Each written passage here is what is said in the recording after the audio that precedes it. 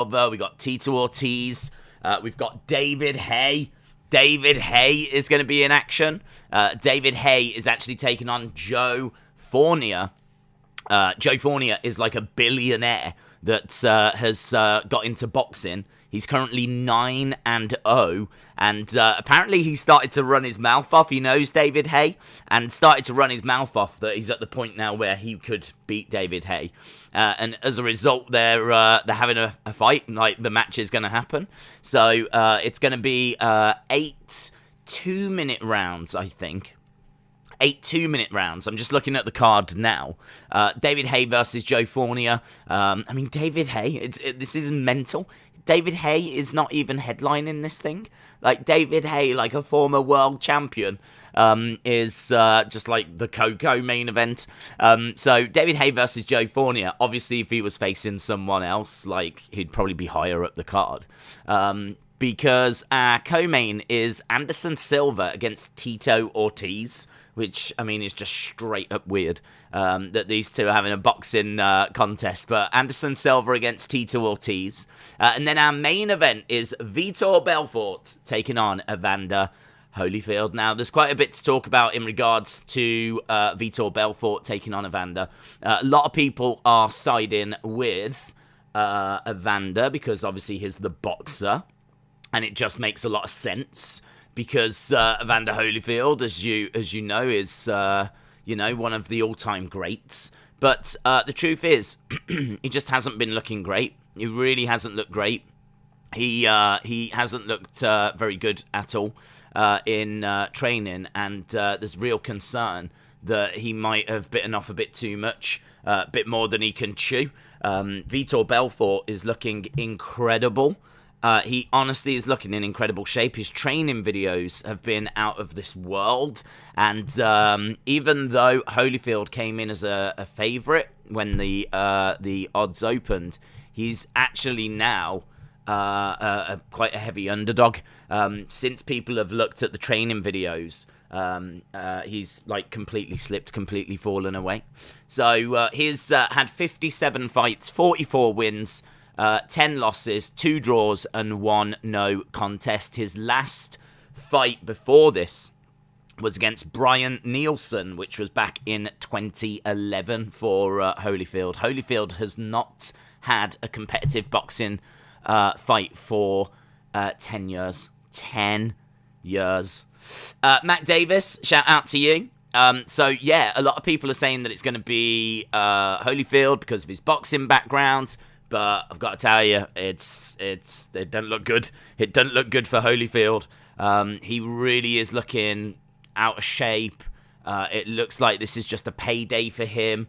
It's going to be quite interesting in a way to see if, like, the old master can still turn it on. It's going to be very, very interesting to see if he can, with his boxing knowledge, just step in there and get the job done. But Vitor Belfort is, a great striker, an incredible striker. Always had good boxing ability. And he's looking in phenomenal shape. He really is. And, of course, he's the much, much younger fighter.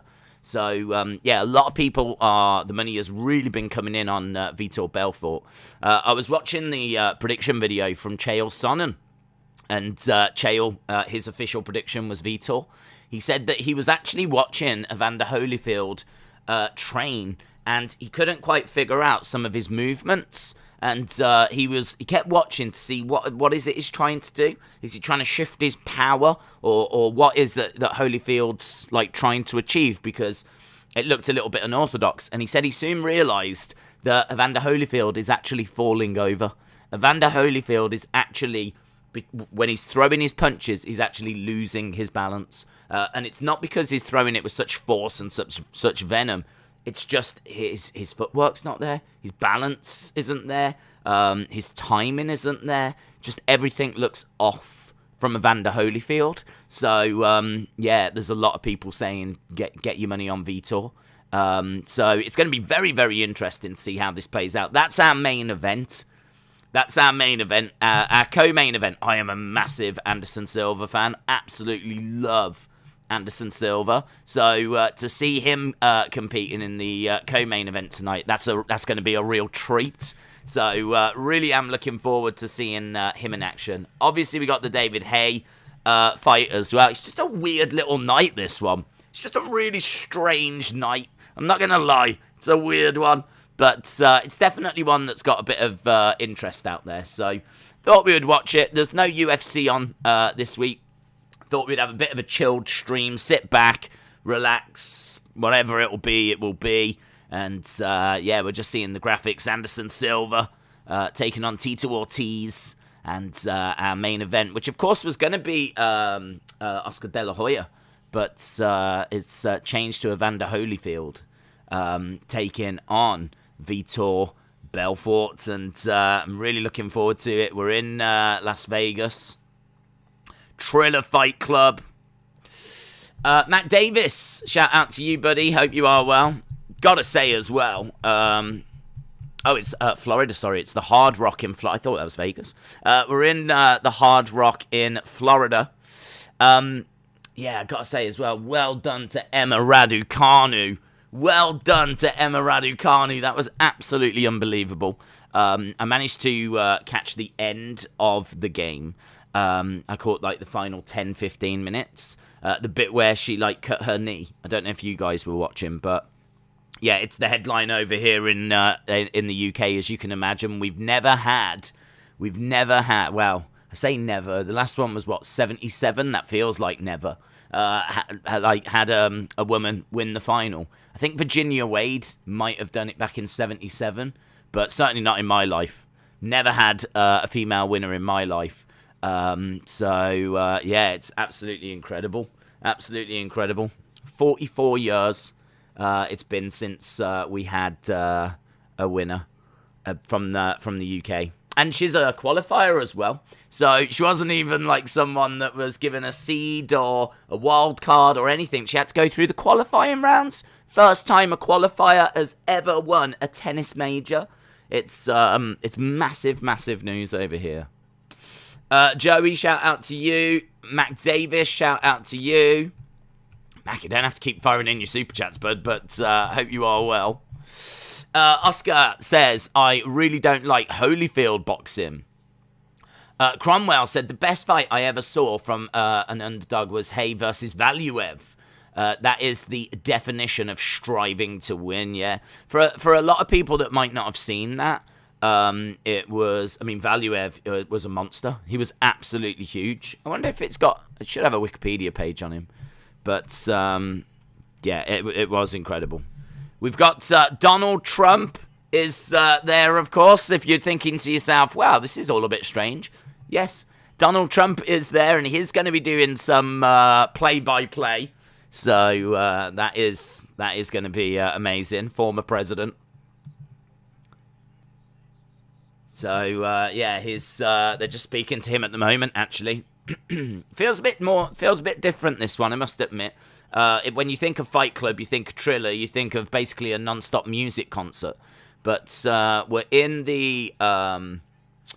inside the Hard Rock, and it hasn't got all that scaffolding. It doesn't feel like the Jake Paul Ben Askren fight. This feels a little bit more kind of business suit kind of a thing. Probably because we're seeing a lot of the commentators in business suits. We've got Donald Trump at this one, not Pete Davidson. Talking about just going through the different fights and talking to Donald Trump about them. So, yes, Valuev, 7 foot tall. He was 7 foot tall. He was an absolute monster. His reach was 85 inches. Known as the Russian Giant. His last fight was a loss to David Haye. His record was 50 wins and 2 losses. One of those losses coming against David Haye. But, yeah, he was just an absolute monster. David Haye fighting Valuev over in Germany for the WBA heavyweight title. And David Haye victorious, becoming a world champion in the heavyweight division, winning by majority decision back in 2009. So, yeah, crazy. I remember watching that fight live. I feel like we're getting a concert first or something. I don't know what's going down, but here we go. Let's get the party started. Who? Okay, I have no idea who this is. Hits Amazona. Henta Dazona. So, yeah, Henta, wow, big names. They got the big names. Henta Dazona is here to get things started. I wonder if they're here at the request of Donald Trump. Perhaps this is what he has on his iPod.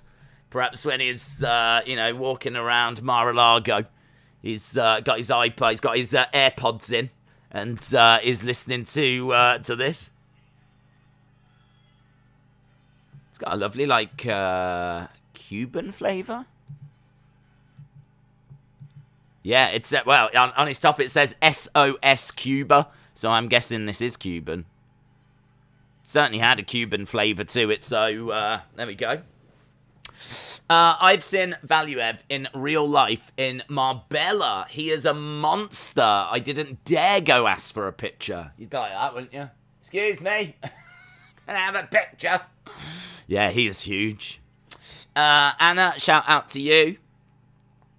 Matthew, hope you are well.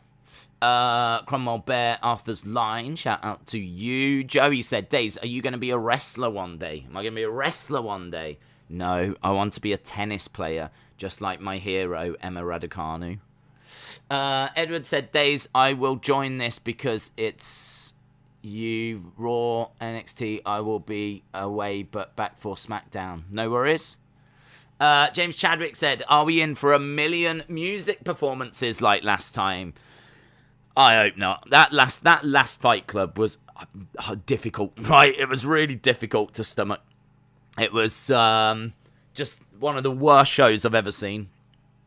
I don't mind the odd thing. I will quite happily sit here and watch a Doja Cat, right? I don't care. But I don't need to watch a Doja Cat followed by a, I don't know, Johnny Flim Flam. Do you know what I mean? I just don't need to be watching all these performances. Like I was here to watch fights, so yeah, I didn't need all of that. This is fine. Do you know what I mean? We got a little bit of Cuban music on the go, but after this, I would like to move on to some boxing, please. So as we said, it's going to be a bit of a weird night. I honestly don't know when the main event is scheduled. I think it's like 3 in the morning or something. So it's probably like good about 3 hours away till we get to the main event. But as we said, there's plenty on the undercard to look forward to. One of the fights that I don't know a great deal about is one that's coming up between... we've got Vences and Jono Carroll, 10 3-minute rounds. Jono Carroll is 19-2, and Andy Vences is 23-2. So both have got really good records. And coming in off a loss, Vences. He is 30 years old. But yeah, coming in off a loss back in July of last year. So it's been well over 12 months since he competed. And Carroll coming in off a victory just from March earlier this year. So, and he's 29. So they're about the same age, these two. But honestly, I don't know much about them. So we've got that before we actually get to maybe the juicier stuff, if you will. So there we go. We're done with the musical performance. I would love to go over to Donald Trump to find out what he thought. No, we're carrying on. Yeah, we're not done yet. No, I thought we were done. Turns out it was a little pause in the music, and we are back underway again. Brilliant. I think this might be track number 2 now that we're getting. Does anyone know who these people are?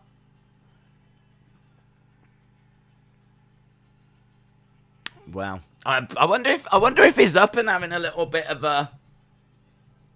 Do you know what I mean? He might be giving it some of this. It's the kind of music that definitely makes you want to move.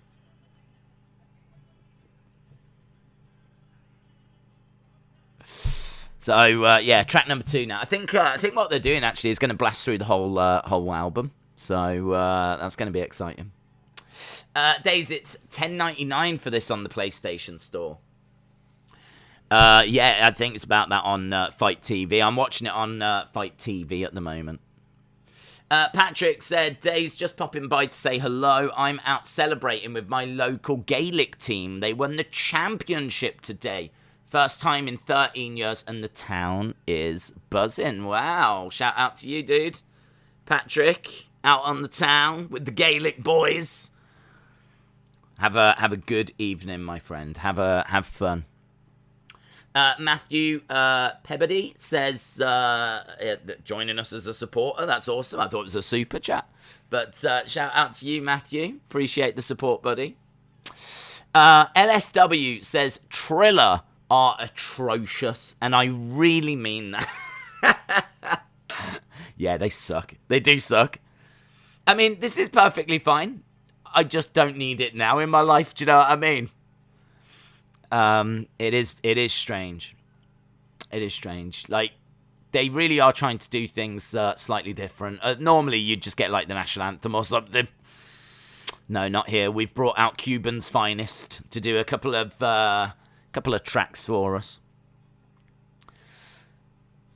I've no idea what the capacity crowd is in this venue. We're inside the Hard Rock, and it's a massive stage. It's a massive stage, and the ramp just leads straight to the ring. It's a little bit like AEW. Big stage, and then a ramp that goes straight to the ring.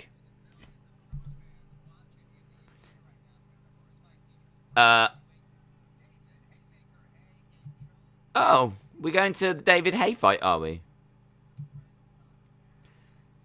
Mario Lopez says, big shout out to all the British Triller fans. I would just like to go on record to confirm there are none. There are. I mean, I'm literally right here, right now. I had a quick ask around. There's not a single British Triller fan. So I don't quite know who is shouting out there. But yeah, we've got, they're doing a little video package on David Haye and his fight that he's got coming up against the billionaire who reckons he can beat David Haye now. David Haye looking in great shape, actually. I don't know when. I'm going to have a look and see when David Haye's last fight was. David Haye's last fight. His record is 28-4. Joe Fournier's record is 9-0. So, you know, he is undefeated.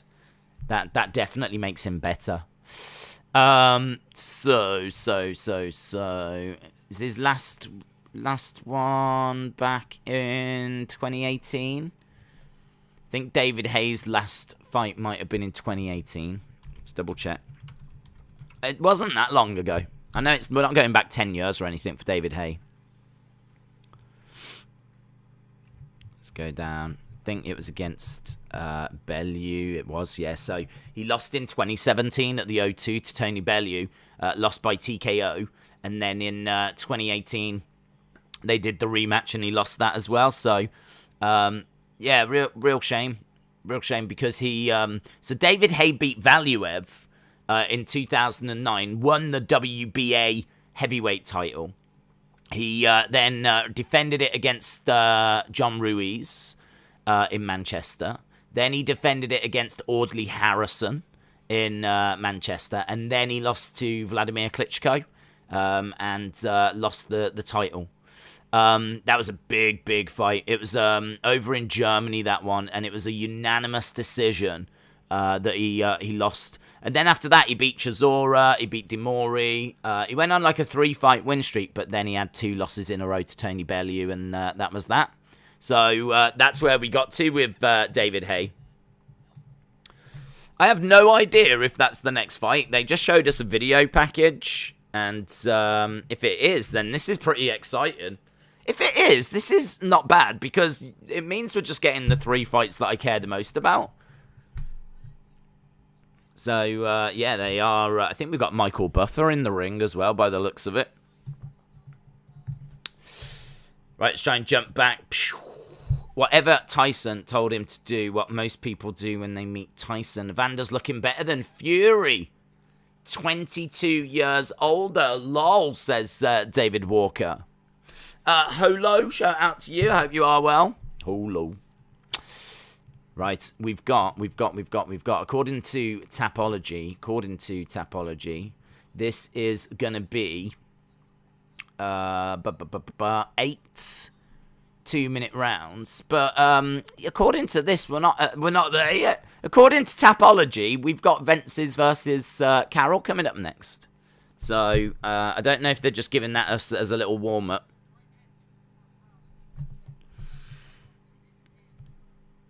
Okay. I've got a picture and it's signed by Tony Bellew and a red boxing glove signed by Tyson Fury in my bedroom. Very cool. Harold said, you didn't tell me if you would suck the venom out of my snake bites. Would you save my life or do I do me and you are the only ones alive? You do you, buddy. You do you. You do. You do you. I'm going to keep watching the boxing. Joe said, Days, when you play tennis, I'm going to root for you. Thank you. Yes, I'm going to be just like Emma Raducanu. Cromwell Bear said, sucking venom works around 0% of the time. Yeah, I mean, in all fairness, if someone was bitten by a snake, my first thought definitely wouldn't be to suck out the venom. It would be like, we need to get the anti-venom. Like, we need to get to hospital. That is my thought. What's your favourite cheat meal, if you have any? Favourite cheat meal? I don't know, I just cheat all the time, to be honest. My life is a cheat meal. So, yeah, watching Triller is a cheat meal. That's what I think. Oh, big thank you to everyone that joined us on the Football Days channel. That just exploded today. Went absolutely wild. Yeah, we've managed to get over 1,000 subs, which is incredible. And, yeah, there's a few people around as well, so... If you are a fan of the Premier League, we do watch-alongs over there, and we've got another one tomorrow. We've got another one on Monday. Champions League on Tuesday, Wednesday, so... we're seeing Joe Fournier. He looks like a cowboy. He's got some awful entrance attire. Considering he's a billionaire, he doesn't look like a billionaire.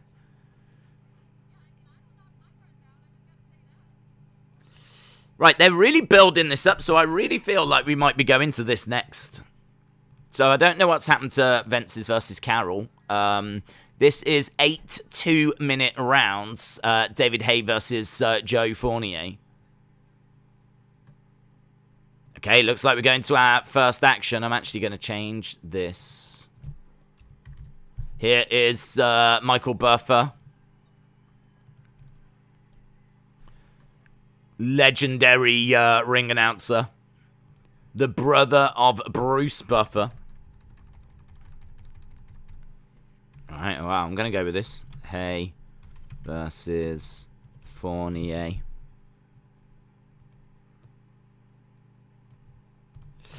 What's your favourite type of potato? A cooked one. That's my favourite type. Raw is alright, but I'm not crazy about it. I'm not crazy about anything that's raw.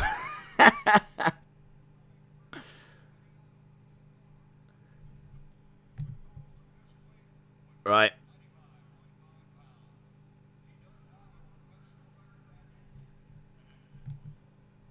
Nine and 0. So it is Fournier that's making his way out right now. To literally no reaction whatsoever, and he's got like cowboy vibes going on. Here he comes, making his way down. Professional record of 9 and 0. Thinks he's at the level now of David Haye, and I think he's going to get a rude awakening here. I quite fancy David Haye. David Haye stepping into this as the favourite. Joe Fournier struggling to get between the ropes. And his hat's getting in the way. It's all going wrong for him. Wow. He tries to get in. He gets a little bit caught. Is that starting to come off? He can't even get into the ring. Do you know, we have actually watched one of his fights before. I think he was on the undercard of Jake Paul. We have seen him box before. It was all right. John, shout out to you, John. Hope you are well. John says thanks for the coverage. I think the Brazilian wins the co-main and the main. I'm nervous for Holyfield. Vitor is dangerous. TRT Vitor is dangerous. He is dangerous, and he looks really good as well. He looks shredded. I'm also worried for Evander Holyfield. I'm very much in the Vitor Belfort's going to win this camp. They're saying, will we see you in the ring a bit more? And David Haye's like, well, we'll see how tonight goes, to be honest. There's a nice little moment there shared between them two. I don't know if you saw it, but David Haye, she was like, so the female interviewer was like, hey, good luck tonight. And he was like, thanks a lot. And the camera just kind of stuck there for a while. And he was just like, yeah, thanks. It's a nice little moment. This is sad. Can I just say this is sad? There's very little reaction. I mean, it sounds like there's about 5 people in the room. The pyro shoots up, and is there even entrance music? Yeah, there is entrance music, but like he has to stand there. He has to stand on the entrance stage whilst a bit of pyro goes up at the side, and then the music kicks in after Michael Buffer does the intros. I don't know, man. This is weird presentation.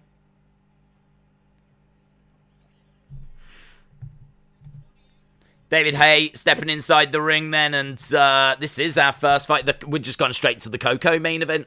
We're not messing around with any undercard fights. He does it in grand fashion. All he did was walk to the ring. That's all he did. David Haye makes his way into the ring in grand fashion. Literally all he did was just walk to the ring whilst a little bit of pyro went off at the side. My God. Grand fashion indeed. Fournier's got like cream coloured shorts. David Haye has got Union Jack coloured shorts, white with the Union flag on the front and the back. So yeah, this is I don't know what Haye's gonna do here.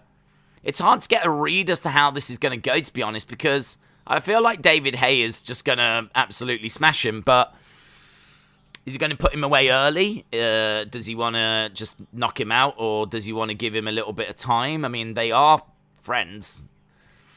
Right, we are underway with this one, round number 1. And David Haye comes out. I mean, I thought he might put the pressure on early, but it's actually Joe Fournier that's putting the pressure on David Haye. David Haye is up against the ropes. And this is round 1 of 8. 8 2-minute rounds. David Haye pushing Fournier back and Fournier into the centre.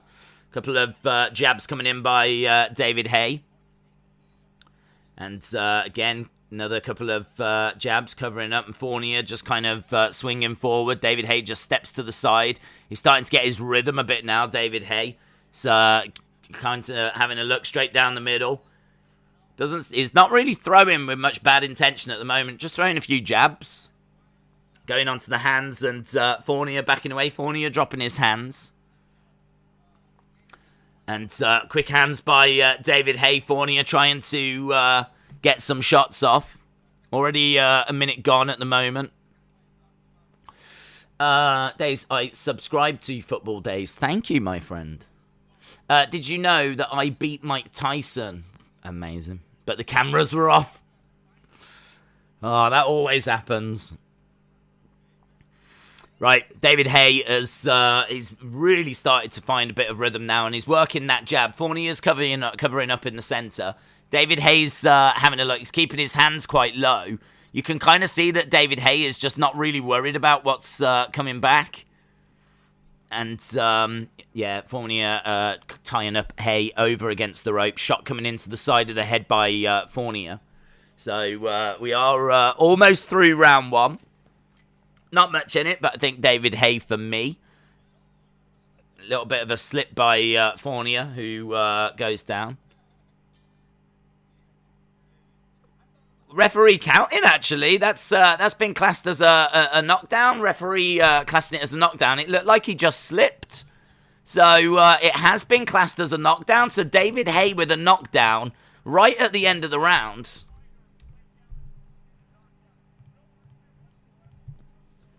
Yeah, Joe Fournier not arguing back that it wasn't a knockdown or anything, but it looked like a slip. It looked like he just slipped and then put his hands out behind him to stop himself from, like, falling all the way down. But, yeah, they haven't counted it as a slip. Yeah. David Haye takes that round very, very comfortably. It was, yeah, it was right on the chin. It was right on the chin.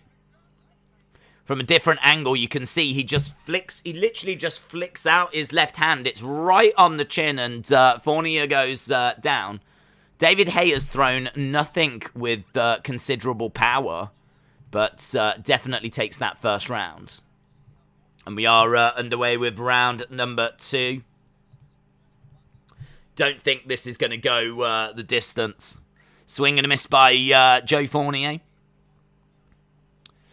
Strike to the body. Good work by David Haye. It just all looks very easy for David Haye at the moment. He's been put under no pressure. Whenever they go over to the ropes, they just clinch up. And Haye has already got that knockdown. Lovely left hand straight down the middle. Another couple of jabs coming in by David Haye. Fournier trying to get some counter shots coming in, but no joy. Jabbing away, David Haye just really firing out that left-hand jab a little bit more. And already a minute gone in round number 2. He's got Fournier by the ropes, and he actually backs away. I kind of feel like if David Haye was just that little more aggressive, he would have had this one. So it looks like he's given his friend like a bit of time in there. It feels that way. I mean, David Haye, in all fairness, lost his last 2 fights, so maybe he is a little bit tentative, but I don't know, it certainly doesn't seem that way. He's keeping his hands really low. Over in the corner, a couple of jabs. Big overhand right coming in by Fournier. And David Haye just in a clinch at the moment. That overhand right, by the time it landed, seemed to throw it, but by the time it landed, it didn't seem to have much power behind it. Both guys in the centre. Nice left-hand jab to the body by Fournier. David Haye in the centre, moving around. Trying to throw out a right-hand jab. Neither guy doing much in this round, to be honest. I mean, there's not really enough there for me to give that to Fournier, but I'd probably give it to David Haye just. But, yeah, not much in it. David Haye is carrying his friend. Yeah, I think you're right.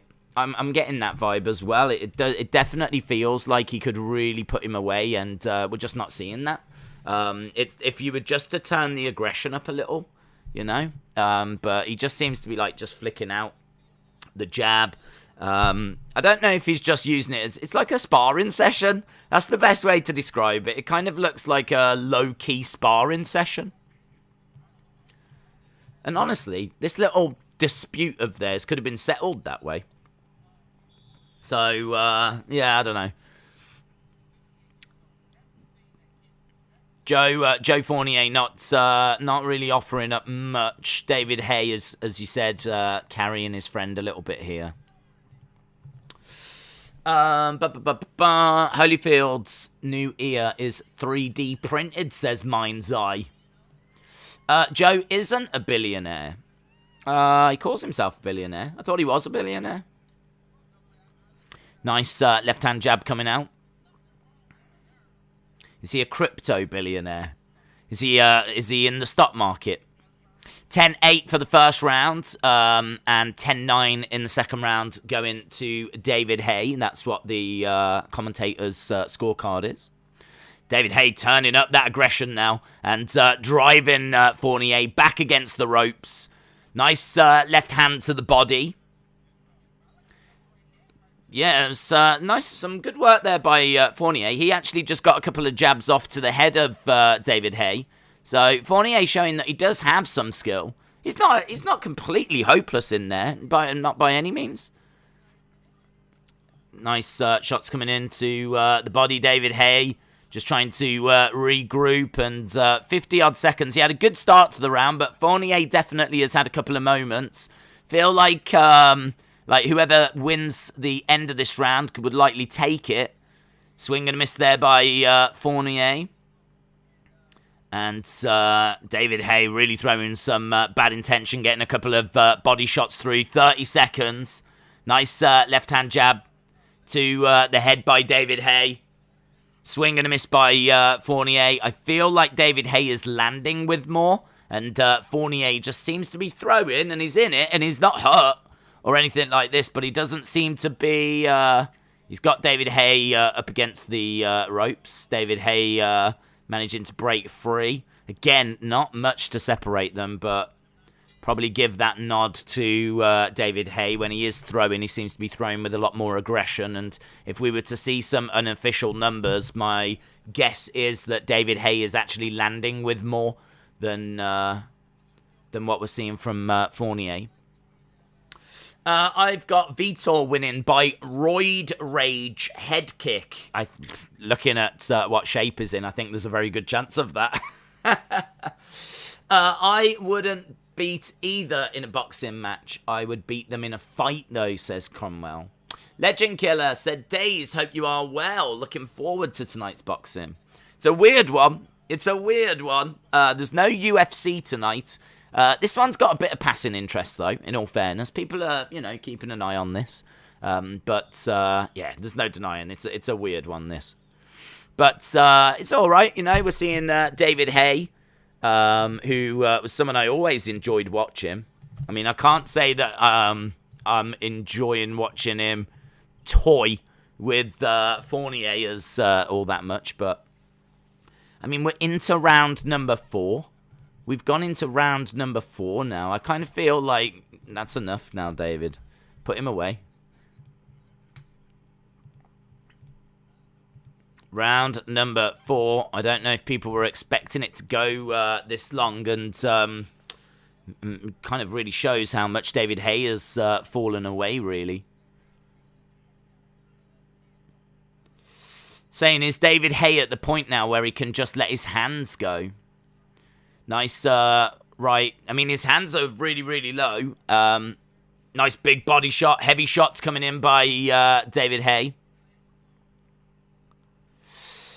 Is Trump on now or only for the main event? I think it might only be the main event. Certainly, I can't hear him on the commentary at the moment. I'm going to be fascinated to see what he's got to say, though. I want Donald Trump to call every sporting event. Absolutely everything. I'd love for him to call, like, the horse racing or Formula 1 or, quite a few things. Right, punches landed. David Haye, 27 landed in round 3. Only 10 from Fournier. So, yeah, the numbers showing that David Haye is connecting with more. Fournier driving David Haye over by the ropes. I'm pretty sure David Haye won't want this to go over to decision, because then Fournier can always say he was robbed. So I would imagine that David's going to want to get this done, and he really should get it done. I mean, we're sneaking towards the end of round 4 here. And honestly, he's not had Fournier in any kind of trouble, so it's really bizarre. This should be, on paper, an absolute mismatch. But so far, I mean, it's all David Haye. I give every single round to David Haye. Every single round. He looks cleaner. He looks like he's landing more. Fournier, I think, is doing well to just still be in there, but I don't know how much David Haye is just letting him stay in there, to be honest. Trump would knock out Jake Paul with a crane kick. Totally. Gogglebox with the Trumps. That would be hilarious, says Craig. I'd tune into that. If you turned on the horse racing and you heard Trump call in the race, that would be interesting. It would be very interesting.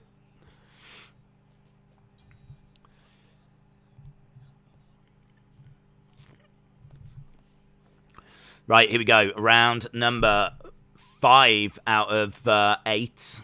I mean, did someone speak to them and say, look, make sure this goes to, let's give... We've only got 3 fights on this show. Can we not have a first round finish, please? You've got to make sure that at least we get to round 6 or something. I can't quite get my head around what's been said. Fournier with a couple of body shots, driving David Haye back. This is not a performance that's... David Haye was saying backstage that, well, we'll see how tonight goes when asked about if he was going to come back. And this is not a performance that is going to have anyone clamoring to see David Haye return. Fournier is paying Haye not to KO him. Yeah, it could be that. So he's paid him money to not get knocked out. You could be absolutely right. David Haye right now is just out of range, and all he keeps doing is flicking out the jab.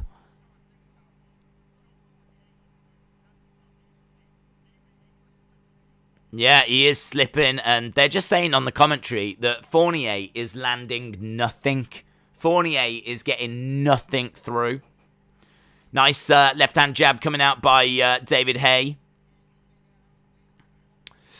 It looks like Jake versus Tommy will be Jake's next fight, especially with Jake calling him out in an interview. I've got to be honest, I'm leaning Jake, and I think the books will be with me. If he takes on Tommy, I'll go with Tommy.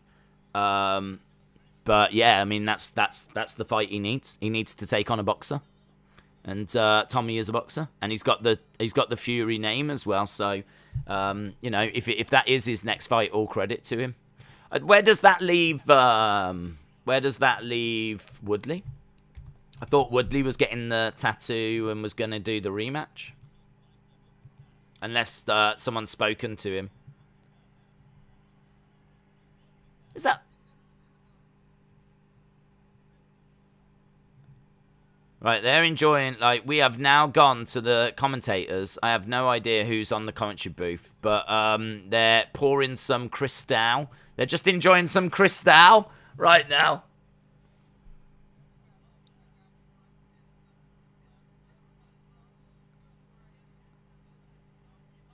God, I hate Triller. I really hate Triller. I really hate... Right now, I mean, granted, we are watching David Haye fight his friend, and we're just watching, the commentators just enjoying some Cristal.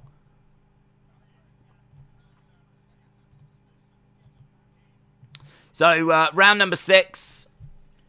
Do you support Tommy because he's from Great Britain, or did you like him before?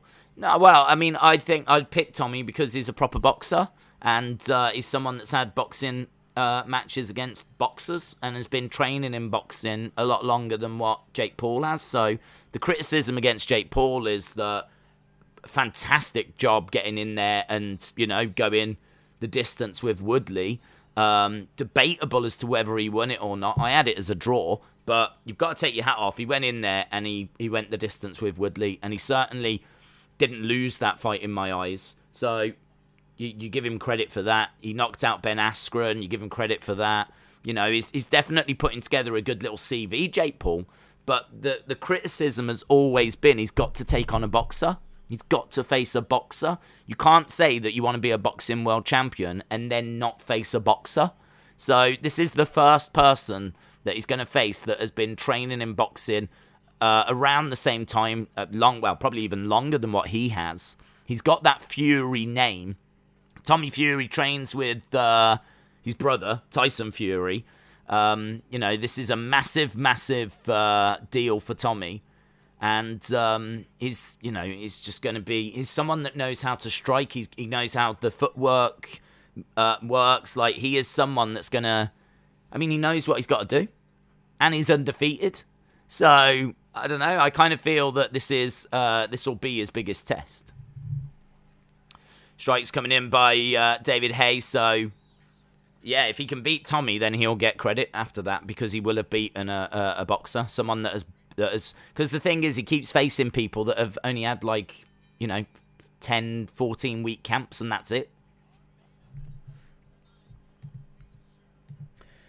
It's another round gone, and it's another round for David Haye. There's really not much to tell you about, unfortunately. David Haye just slipping and dodging and avoiding getting hit and flicking out the jab and keeping it tidy.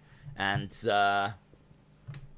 yeah, I think he'll be disappointed if he can't get Fournier out of there. Fournier, you can see, has taken a bit of damage. David Faith says, Days got bit by a rattlesnake once. After 5 days of pain and agony, the snake died. David Faith, shout out to you. I love your profile picture as well. That's really cool. Proper London Underground vibes. So, yeah, shout out to you, David Faith. Right, round number 7, I believe. Round number 7 of this weird fight. Really weird. Really strange. Days, I have a boxing record of 6-0. Well done. Gloom Singer says, Emma Raducanu. I know, man. I know. I only caught the end of it. She's flipping 18. 18. 18. 18. And she's just won like $2.5 million. And, got this incredible career ahead of her. She's the sweetheart of the UK. Like, Britain has just fallen in love with her, of course.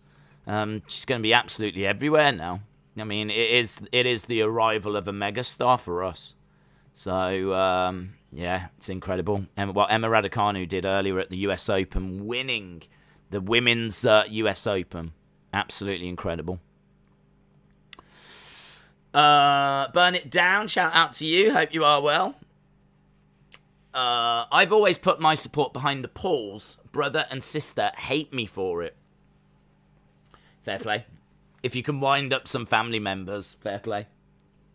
CCSYT said, to be fair, Tommy Fury's opponents have been garbage. He made his debut with someone that lost 102. He's not fought anyone. Not been expected to dominate. Well, it should be easy for your guy then, shouldn't it? So if Jake Paul wins, then that's what we say. So if Jake Paul wins, he's beaten someone that's not really got much experience now. Is that what we're saying? Dally Paul said, she won, now she's British, but if she lost, she would have been Canadian-Romanian. That's not true, actually, because she retired injured or sick at Wimbledon. And she was losing anyway. And then she retired, like, sick. And, people were behind her. She was on, like, the news. It was around... Wimbledon was on at the same time as the Euros, so I was watching her compete in Wimbledon whilst, like, the Euros were playing. She was great. She got to the 4th round. And she was someone that we thought we was going to see more of. And it's like she's a big star for the future. Not a single person in the world would have told you she will win the US Open. I remember John McEnroe, actually, in the studio. They said, she's done really well. Could she be a wild card? And they said, nah, the US Open won't make her a wild card. Because they've got, like, US players that they all want a wild card, or they've got, I think, an agreement with some other countries. I think, like, it's a bit like that. Probably Wimbledon do the same. So, you scratch our back, we'll scratch your back kind of a thing. We'll let the Australian in if you let the American in when it's the Australian Open kind of a deal. So, I remember them talking about Emma Raducanu and, like, wondering, will she get a spot in the US Open? And they said, nah, she won't get a wildcard spot. And she did have to qualify, in all fairness. And the first qualifier ever to win a major. So it's good that she didn't get a wild card spot, actually, because now she's got that record instead. So, yeah, the Britain has fallen in love with Emma Raducanu. I think she's our new queen. I think she's on the back of our money now.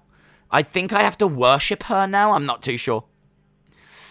Every round to David Haye. We've got a minute left in this, and honestly, it's been pretty awful.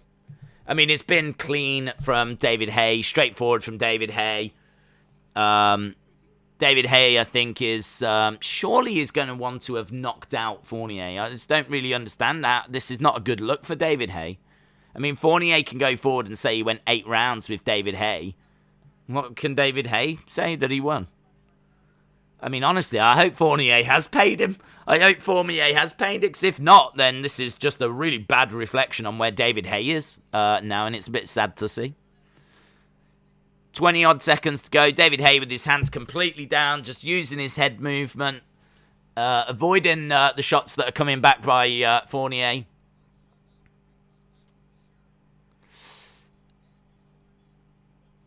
It's going to go to the scorecard, and I'm pretty sure, yeah, there we go. End of the fight, and the two of them embrace. They put their arms around each other.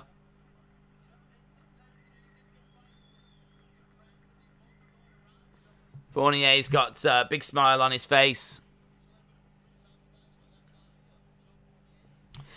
Days, if you was a wrestler, what would your finisher be? I'd just run away.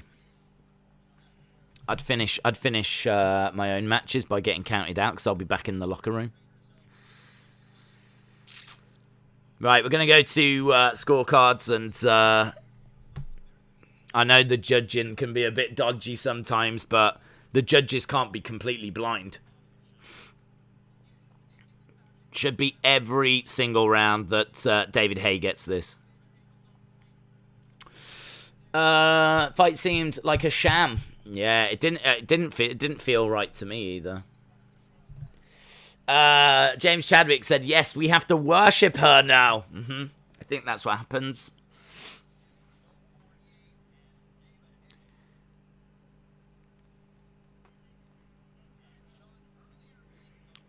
Right, David Haye. I think they're just going to show a few replays, so we're still waiting for the judging scorecards. Daze's finisher would be the run and hide, definitely.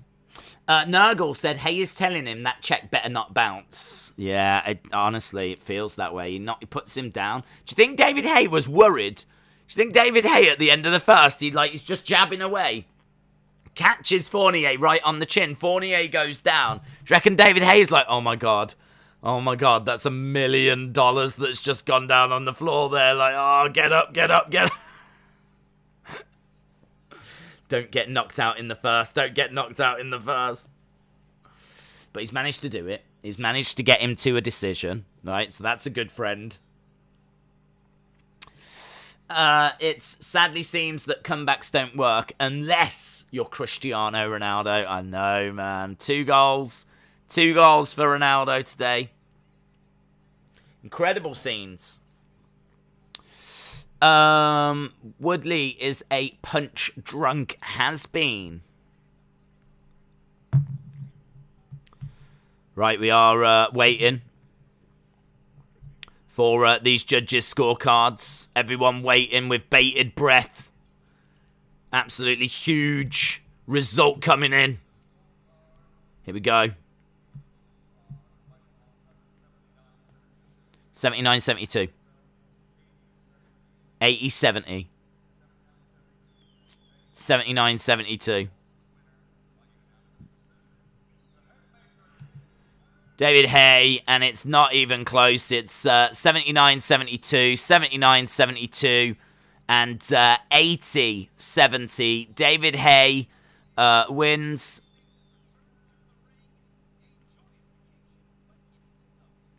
And there we go. Pretty easy work there by David Haye. Very straightforward work by the Haymaker. Haye is a counterpuncher. There was nothing coming at him to counter with. Dude, David Haye's a former world champion, and he had so many opportunities. There was so many openings. You could have drove a truck through Joe Fournier's defense. So I can't buy that, I'm afraid. I can't sit here in all good faith and agree that because Joe Fournier wasn't throwing enough, there was nothing for David Haye to counter. David Haye should have blown Joe Fournier away. There was so many openings. So many openings. He didn't even go through the gears. Didn't even put the pressure on.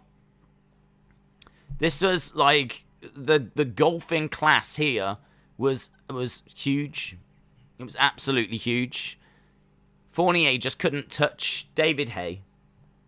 But he was throwing. I mean, it's not as if Fournier just covered for the whole round and the whole fight. It's not like Fournier was throwing, so he was providing opportunity for David Haye to find a way through. But honestly, even Fournier wanting to walk into the middle of the ring and do this, like, it really shouldn't matter.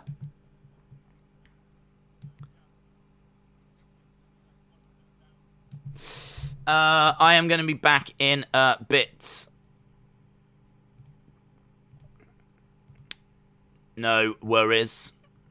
Shout out to everyone that's joining us. Haye seems like collecting chins through haymakers. So we are just seeing the post-fight interview, and honestly, it's a little bit of a sham, isn't it? So yeah, I'm not really too bothered by what David Haye is saying at the moment. Didn't want to truly hurt his buddy, says Liam. Retribution said Haye is past it, and it showed. I wouldn't want to think that, to be honest. I would much rather think that David Haye got paid off. I think I'd think more of David Haye if he just got paid off, to be honest. At least he'd be getting something from it. I mean, this really has not done his reputation good at all. Alex, shout out to you, buds. Bring back Oliver McCall. Edward, who is your current favourite boxer? Well, I mean, it's going to be the obvious, isn't it? I mean, I always enjoy watching Canelo. I enjoy watching, obviously, Joshua. In the Joshua Fury debate, I'm Team Joshua. I'm not saying that Joshua would win. I think it'd be a fantastic fight. And Fury could definitely, use his aggression and find a way forward. I think Fury brings aggression and skill. Joshua, I don't know that he's as aggressive, to be honest. I mean, he's got good boxing skill, but I wouldn't say that it was sharper or better than Fury. So I would love to see them two face off. That is an absolute dream fight. But yeah, I mean, I just enjoy watching Canelo. I mean, he really is the master. So I enjoy watching him. But yeah, I hope we get the Joshua Fury fight eventually. Fury would beat him easily, says Shola. Haye didn't throw any power punches. He didn't do anything at all, really. He didn't do anything at all. Has the rating for SmackDown been revealed? I don't know. I haven't seen, to be honest. I would imagine it would have by now. Anderson Silva is going to defeat Ortiz versus Stockton Smack. Liam said, did you ever watch any of the documentaries on Tommy Gunn Morrison? It's some great documentaries put together. No, I didn't. Going back to Mario Lopez. Oh my god, we've got more live music coming up. Oh my god. Why have we got more live music? Who? Brazilian artist Anitta. Why? Why have we got another... Why?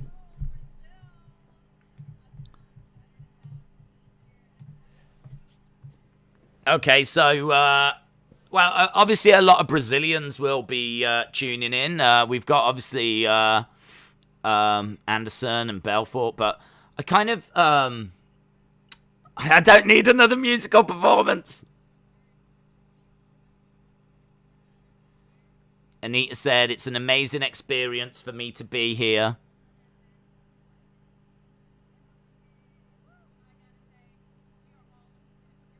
We are all looking forward to your performance.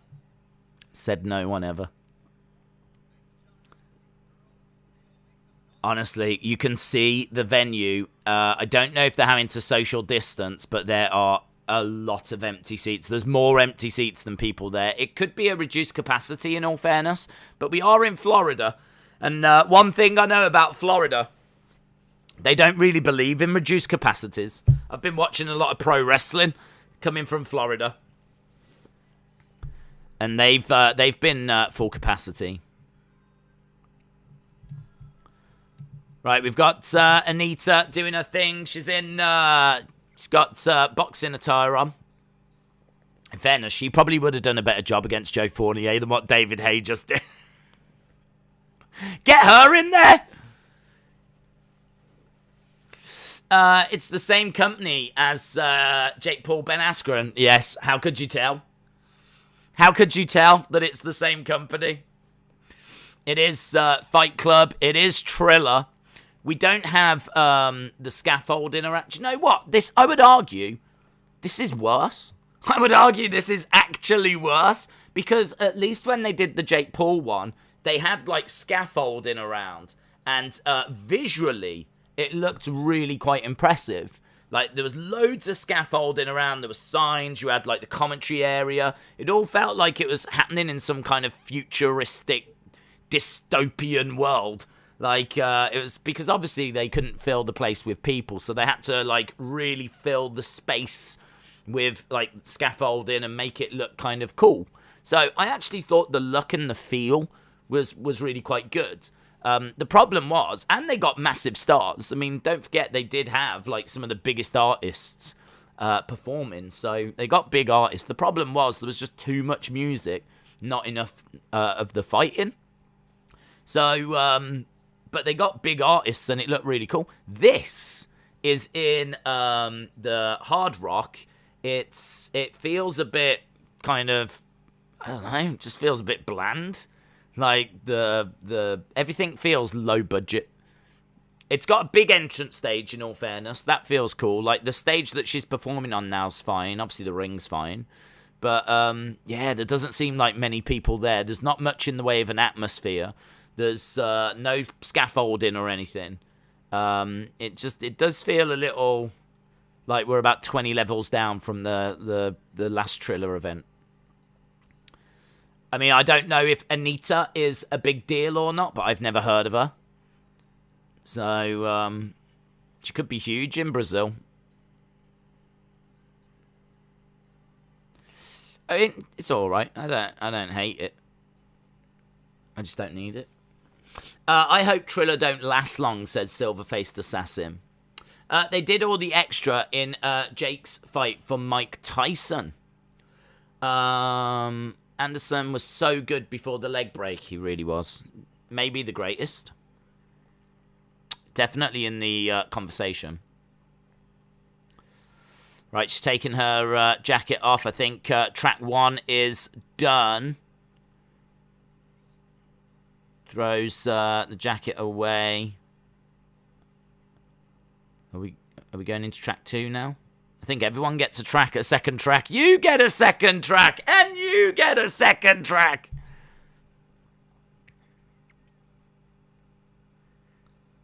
Okay. Shout out to Isaac. Sam, yeah, semi-final and final tonight. Jake Paul made a great decision by leaving them. Yes. Right. I mean, we are seeing some there's some gyrating going on right now. Donald Trump's just had a heart attack, let me tell you. They're having to, like, revive Donald Trump at the moment. Anderson Silva is my favorite for sure. I even brought his How to Strike book. Amazing. Yeah, I love some of his fights.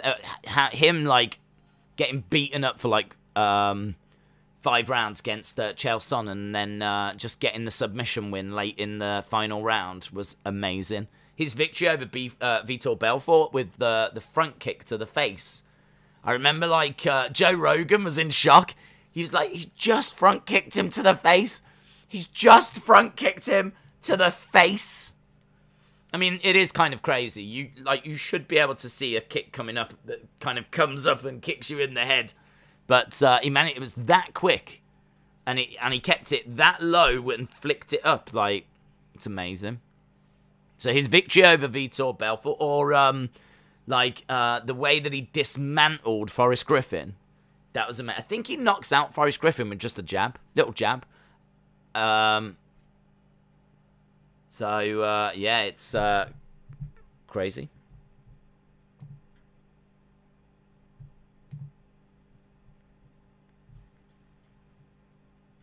Some weird little message came up there saying that the streaming of this content has been terminated. Don't know.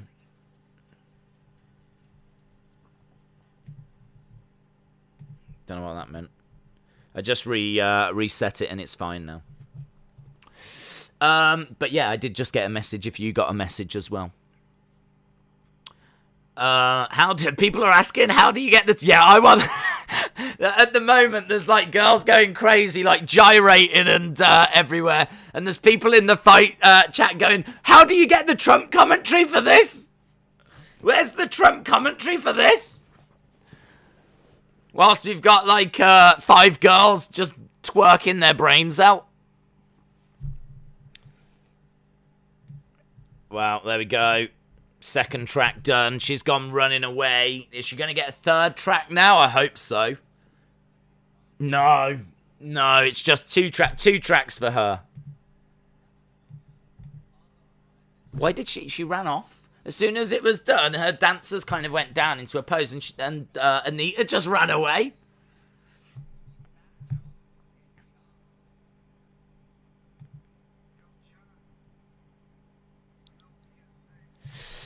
Triller should get released by WWE.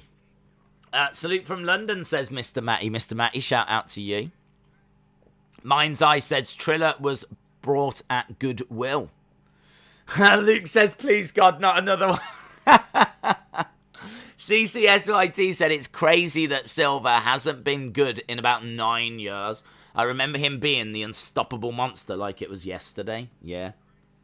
I mean, it was the leg break, wasn't it? It was the leg break to Chris Weidman that really changed everything. And that was him clowning, wasn't it? He was like very much like,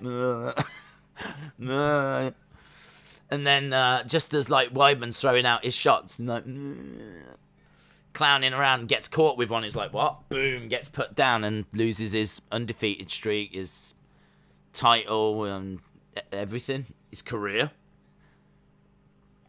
I mean, he did have fights after that, but it was never quite the same. Oh, the fight against Bisping, do you remember that one? Where he hit Bisping, Bisping's mouthpiece came out. Bisping's standing there and he's trying to tell the ref, my mouthpiece has come out. And as he's telling the ref, Anderson like unloads and Bisping goes like down against the cage. And for some reason, the ref doesn't stop it. The ref goes over to go, are you all right? And amazingly, he's still conscious, and so the ref allows the fight to continue, and Bisping goes on to win. So here he is, the Spider,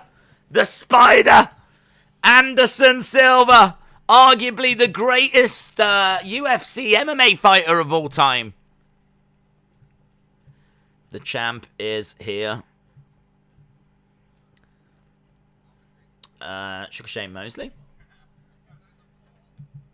So, yeah, okay. We've just seen Anderson backstage. I'm looking forward to this one. Anderson should absolutely rip Tito Ortiz apart. Both are 46.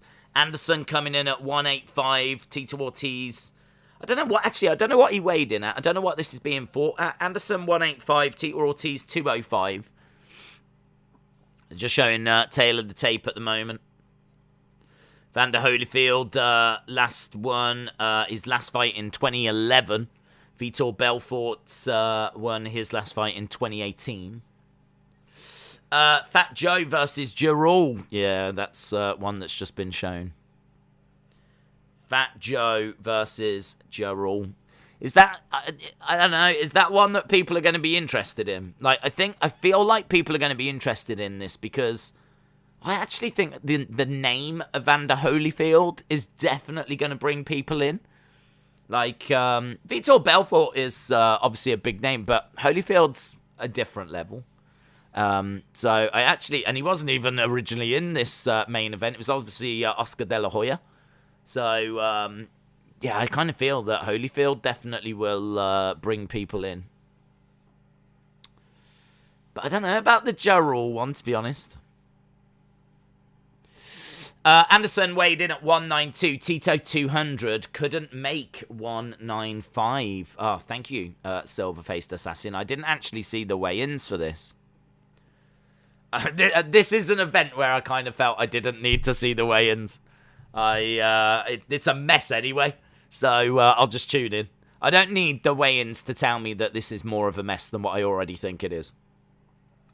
But it's a mess that, you know, there's no UFC. I'm quite happy to, it's what, 10 quid in the UK?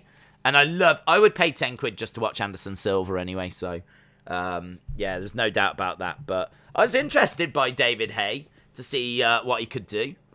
And see if it was, you know, he could recapture some of that magic that he had. And the answer is no. Silva's going to win by decision. Do you think AJ will beat Usyk or Fury? I think he might get past Usyk, but I think he might struggle against Fury. And I'm a Joshua fan. Joshua wants the fight, though. He wants the fight, and obviously is very confident. So, I don't know. It'd be huge. I mean, I hope that Joshua beats Usyk. I hope that Fury beats Wilder. And I hope there's nothing then standing in the way of those two facing each other in what would be one of the biggest boxing fights ever.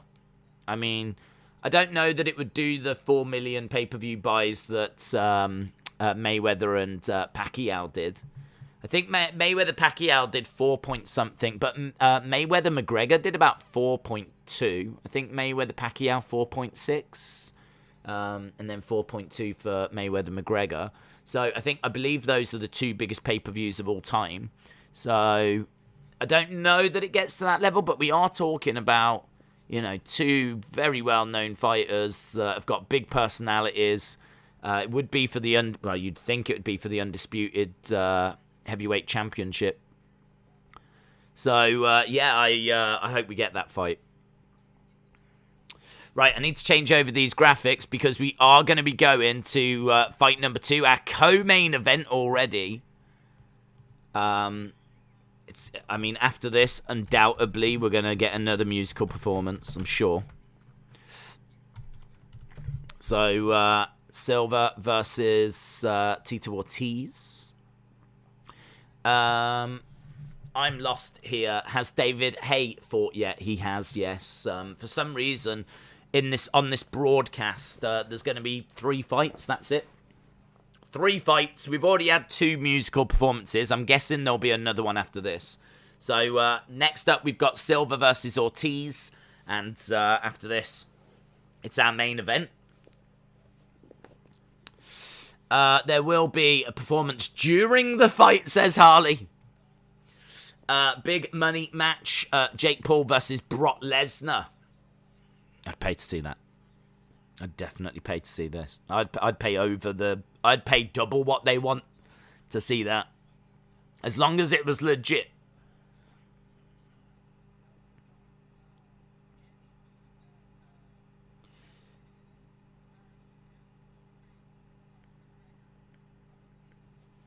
Oh, we go. Yeah, I'm getting a bit lost now. They showed us Anderson Silva backstage. They were just talking about the Silva fight, but we might not be going to that one yet.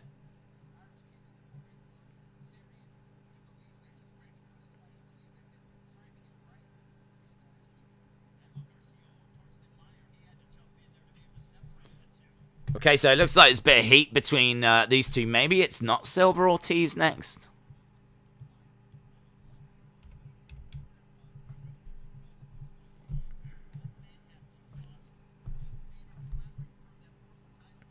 Both men have got 2 losses. Both men are clamouring for a title. Looks like we are getting that. I did wonder what happened to this one, because this fight was advertised as being before the David Haye fight. This Andy Vences, Jono, Carroll. Okay, I'm guessing we are going to this Vences and Carroll next then. Vences versus Carroll. Both guys wanting to get title opportunity.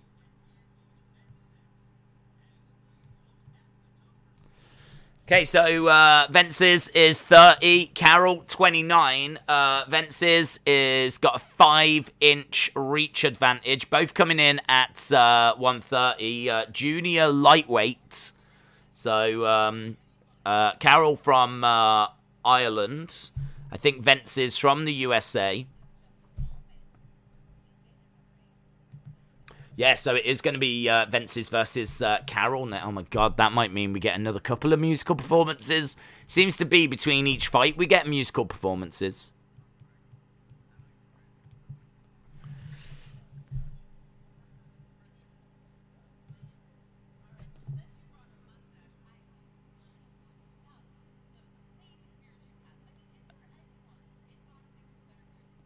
Is there anyone in boxing that's got a better beard than you?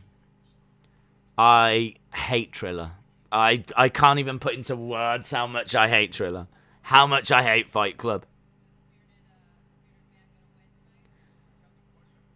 Is this bearded man gonna win tonight? She is awful. This woman is awful. Fury said his next 5 fights will be Wilder, White, Joshua, then Joshua again, then Chisora. Damo said it's embarrassing, this fight card. I don't know much about these two. I really don't. What I can tell you is that it's scheduled for 10 3-minute rounds. And, let's change it over.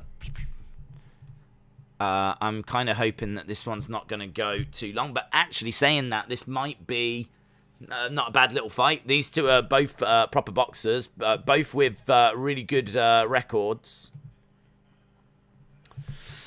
Triller is the GOAT, says Austin. Tito stopped at a stop sign and waited for it to turn green, said Medroff. Is this boxing or a concert, says Cheezers.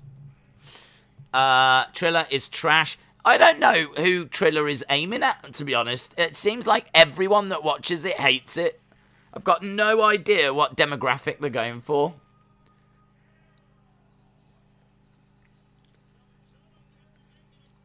Jono Carroll making his way down. Jono Carroll from Ireland.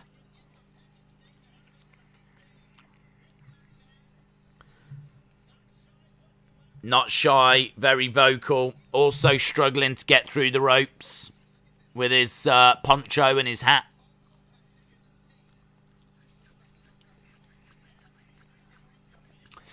$50 popping bottles is the best part of the fight so far, says Dan. Yeah. Commentators drinking some Cristal.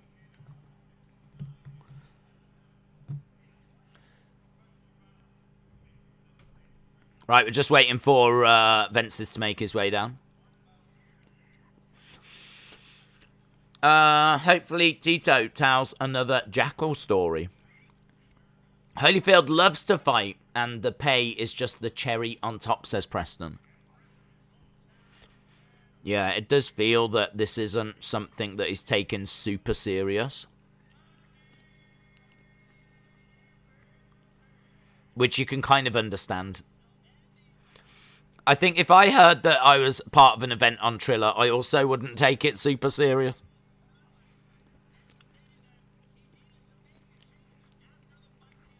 Right, and the Vences making his way down. Got your hat. We're not too far, are we, from Wilder and Fury? There was adverts for that yesterday. We are sneaking towards that. It's around about, what, 3-4 weeks away? So not too far. That's a big fight. We'll have, obviously, the press for that as well. Haven't seen any of the press conferences, so looking forward to the press conferences. Right. So we've got 4 fights. We've got this next one in the junior lightweight. Vences not even paying attention. Referee saying a few words, and Carroll went to touch gloves, and Vences moved out the way. These two pretty fired up for this one. This might be all right, you know. This might be all right. These two really don't seem to like each other, and we are underway. Vences is 30 years old. He's lost his 3 and 2. He's lost 2 out of his last 5. And his wins recently have been coming via... Well, his wins and his losses actually have been coming via decision for Vences. He did get a couple of wins back in 2017 by technical knockout, round 2, round 3. But other than that, everything on his card is decision. So he is someone that I think is going to maybe take a little bit of time to get going and maybe not carry too much of a threat. When we look at Carroll, John O'Carroll, he has won by knockout in round 11 back in 2020. His last fight earlier this year was a round 4 win when his opponent retired. A couple of losses by decision, but he's got a few more knockouts, technical knockouts on his record. So both guys have got 2 losses on their record. But yeah, this should be all right. This will probably be the most professional boxing that we actually see tonight, unless Holyfield feels like putting on a masterclass. Nice body shot coming in there by Carroll, but countered by Vences. So well into this, and not much between them. Triller has signed with AEW, says Rated R Wrestling. Triller is more of a train wreck, and I love a good train wreck, says Preston. Nice movement by Carroll. Couple of jabs coming in by Vences, but just falling short. Nice body shot there by Carroll. Oh, big body shots coming in by Carroll. He seems to have a bit more aggression about him. Ducking underneath the jabs and really working the body shots. Just kind of slipping onto the inside.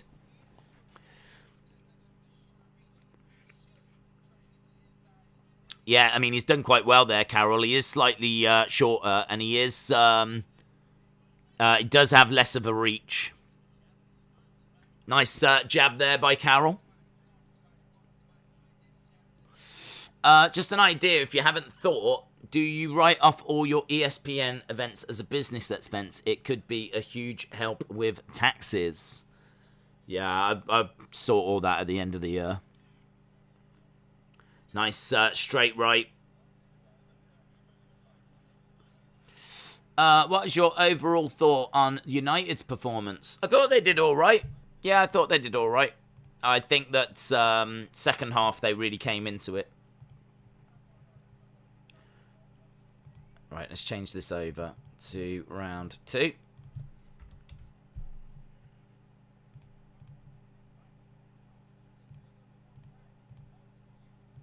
Boom. Yeah, I thought they did all right. I think first half it was a bit frustrating. They just seemed to be lacking kind of that final pass to unlock Newcastle's defence, but finishing at 4-1. I think like once you get that first goal, then you're in. You kind of draw them out a little bit more.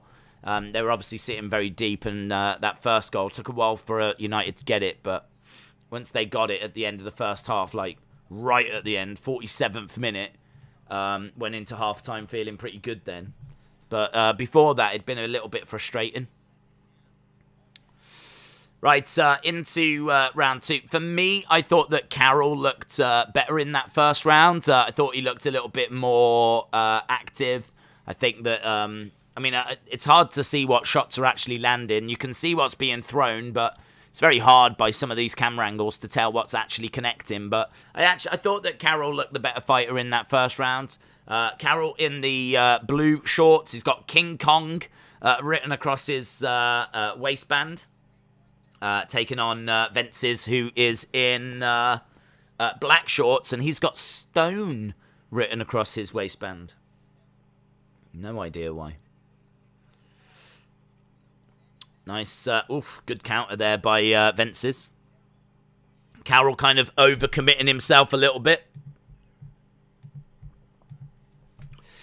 Carroll sounds like a Christmas name. It does, doesn't it?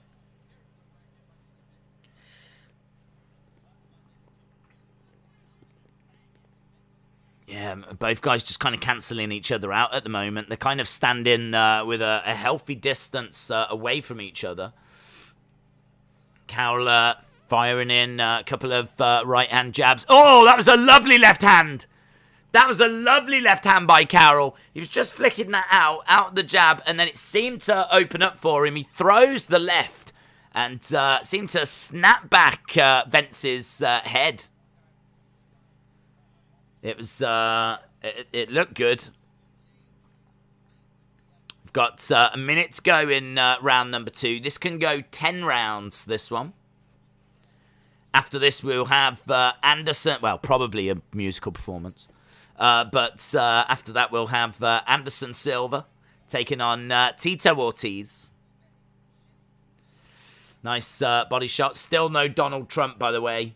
If you are waiting to find out some of those words of boxing wisdom from Donald Trump, I'm afraid we've not had him on yet. I think he's only around for the main event, so screw it. I'm going to buy this pay-per-view, says Medroff. Is Anderson fighting? Anderson fights next. James Chadwick said we need a charity boxing match between Roy Keane and Patrick Vieira. That would be a lot of fun. Saber said, has Anderson fought yet? He's next. Anderson's what I would be watching for as well, to be honest.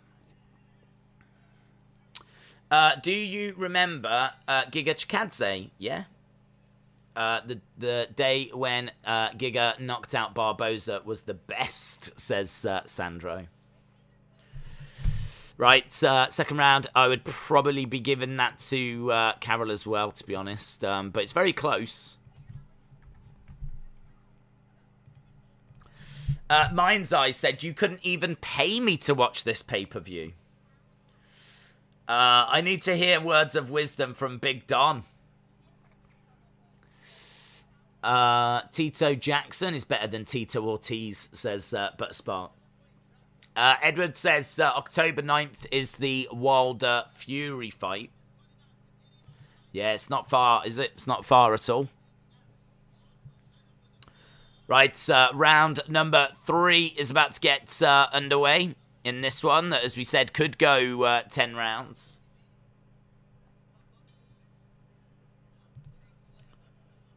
There we go, we are up and running. So, Carroll, again, just firing out his jab and driving Vences back.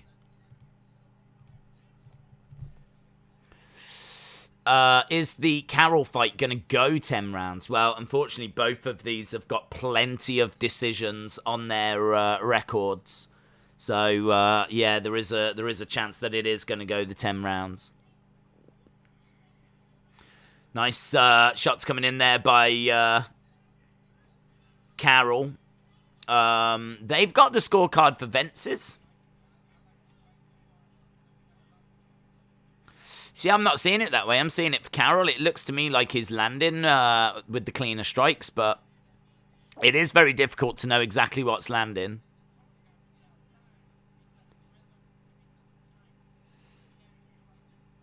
So, at the moment, he's trying to find a way through. A couple of jabs coming in and left to the body.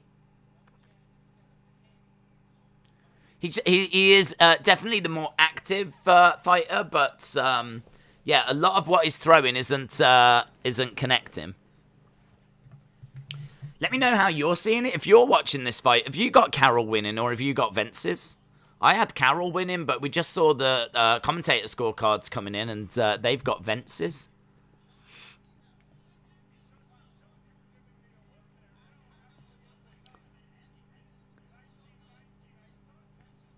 Yeah, they've got it 19-19. Everyone's got it a bit different. Some people have got Vences. I've got Carroll. The other commentator's got it a draw. So, it's very close. There's not much in this at all.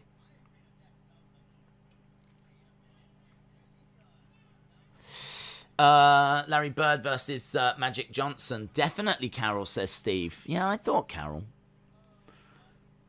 Hey, look, you don't know, do you? I mean, in all fairness, the three judges might be seeing it completely different ways as well. So, I think what we can say right now is it's close.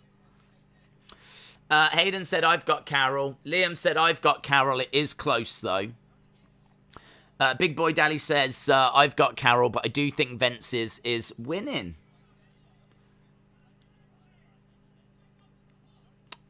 Nice movement by Carroll. 20-odd seconds left in this third round. I have not seen Vences do anything in this. Body shot coming in there by Vences. But shots coming back by Carroll. Nice jab by Carroll. Left-hand jab.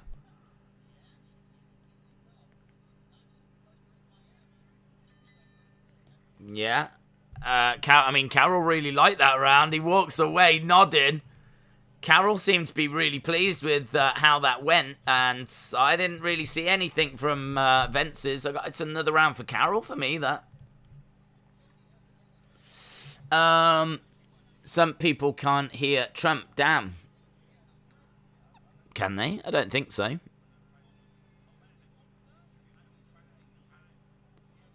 I've certainly not heard Donald Trump tonight. Donald Trump is commentating, but it's on a separate stream if you want to hear it. It's on a separate stream. I definitely want to hear it. Where do you go for the Donald Trump bit? Donald Trump, no holds barred, live alternative commentary. Oh my God.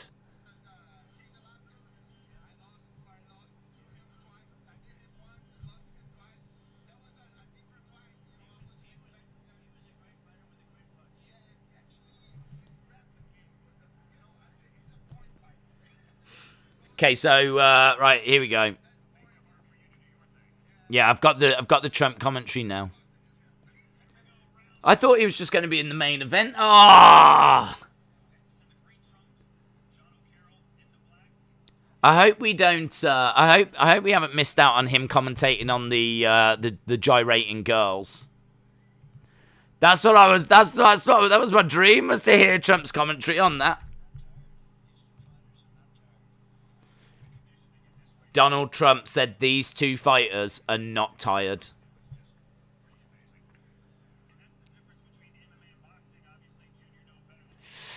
You've got to be kidding. Turn it up. His commentary is gold, says Medruff. Well, so far, he's said they're not tired. These two fighters are not tired.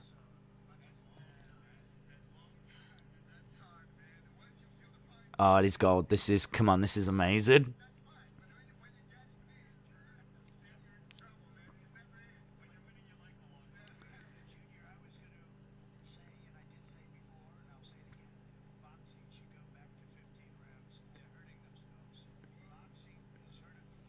Boxing should go back to 50. He said, Donald Trump said, boxing is hurting itself. It should go back to 15 rounds. There, it's hurting itself by it not being 15 rounds.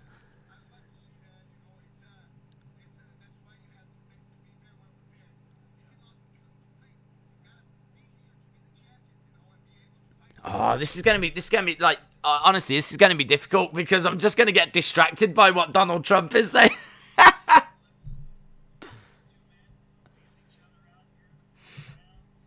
Donald Trump wants this to go to 15 rounds.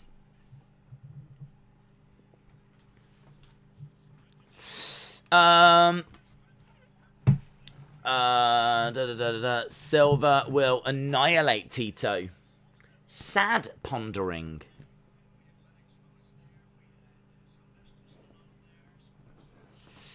It was great to see the off Ash Stadium before in the tennis, knowing that AEW will be there, says Daniel. Big Boy Dally says, I hear him now. It's beautiful. Joshi says, Silva will annihilate Tito. Ha ha ha ha ha. Who said otherwise? Edward said, Usyk is easy for Joshua, or at least it should be. You've biffed it. I biffed it, mate.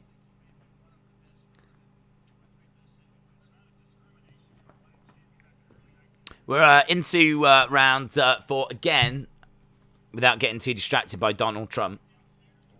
We are again, Carroll coming forward. Carroll getting really frustrated here. Carroll like really throwing a flurry at the end of that round, and he's like, "Come on!" He's telling Vences to bring it.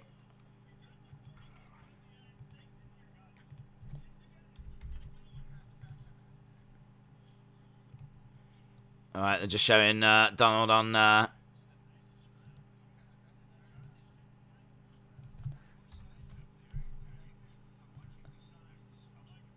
He said that it's a great crowd that's in, and he said that he's looking at the signs. I mean, honestly, it looks a very small crowd, to be honest. Even in Tito's prime, no one feared his hands. They feared his ground and pound and wrestling. I want to see the Bonner fight, says Preston. Stephan Bonner versus Pharmacist. Silva's taken too much damage to his chin. If Tito catches him, get ready for an upset.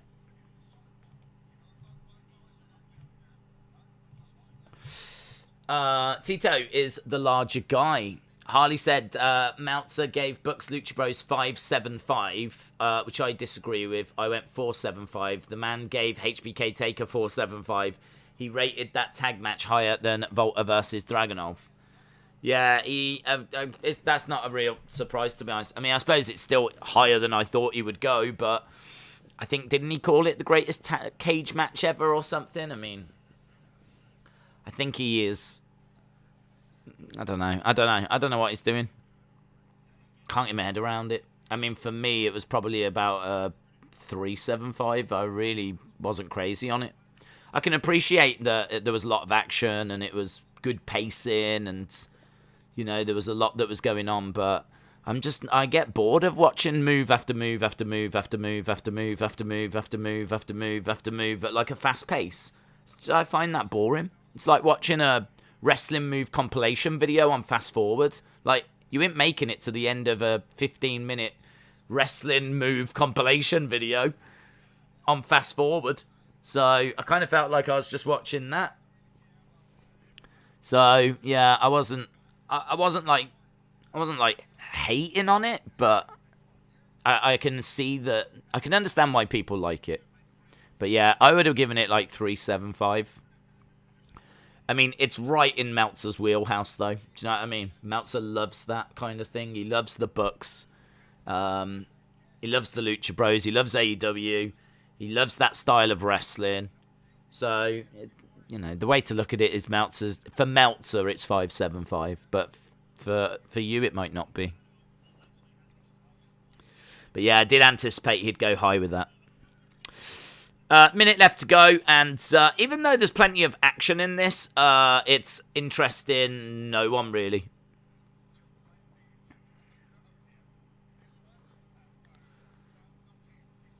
Carroll looking... he's got a smile on his face, looking very confident and comfortable. Gets pushed back. And next fight after this is Anderson Silva.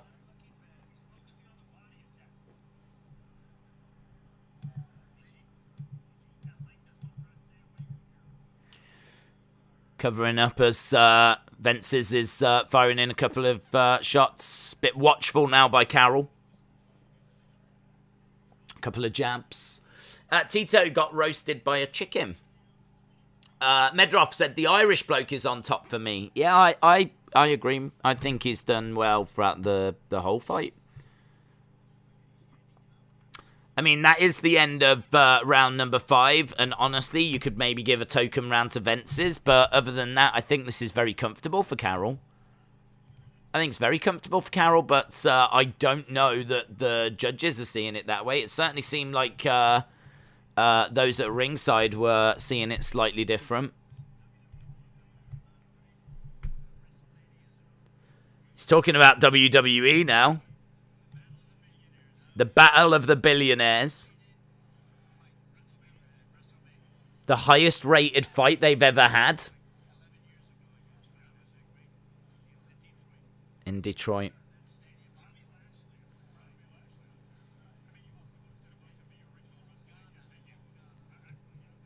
Ugana? He's asking how Bobby Lashley is doing. My God, this is so weird. We're watching Donald Trump asking how Bobby Lashley's doing now. How's Bobby doing now? And Ugana. It was, by the way, it was Umaga. I'm a big fan of Ugana. I'm a big fan of Ugana.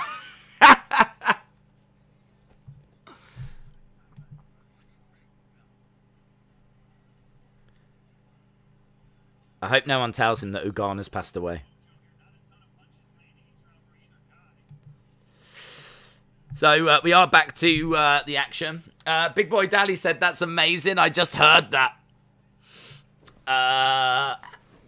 Donald Trump should become all elite and manage Marco Stunts. They're talking about the Battle of the Billionaires, yeah. That was pretty wild.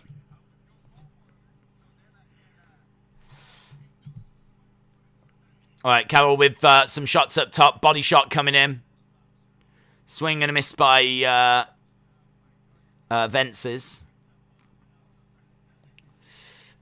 Days, don't bet on celebrity boxing. Oh, I don't. Nice counter shots coming in there by Carroll. Vences has got Carroll backed into the corner. Body shots coming in. I mean, this does feel like it's going the distance, to be honest. There's not enough, like, venom, really. Ugana, R.I.P. Ugana. Donald Trump is funny, says Legend Killer. I'm all for Triller being a true show and Liddell coming down and joining Silva and then doing a 2-on-1 handicap match. Days, the commentator on the left side... Oh, gone. Did you see Meltzer report All Out had more Google searches in the week leading up to the event and more searches on the night than SummerSlam? I didn't. Couple of shots coming in. The commentator on the left of Trump is his son. I only just realised. Oh, I didn't see. I didn't know that.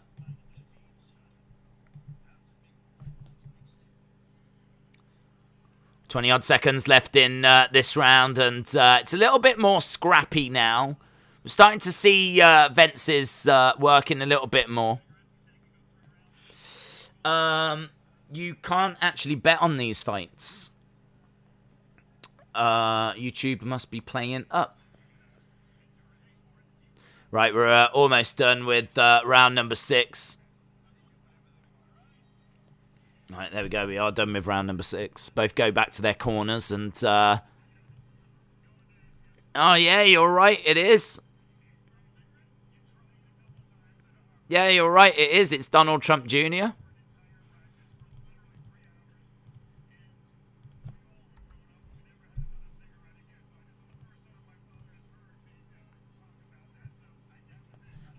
What is wrong? Who is fighting? Right now it's Vences versus Carroll in our second fight.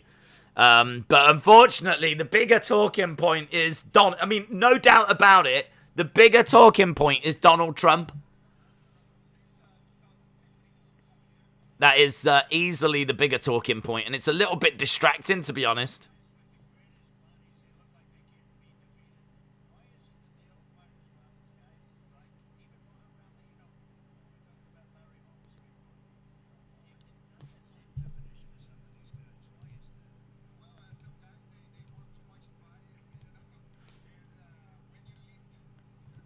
I think Donald Trump's like, we see some people with great physiques, but they still can't fight at the level of like a Muhammad Ali. Why is that?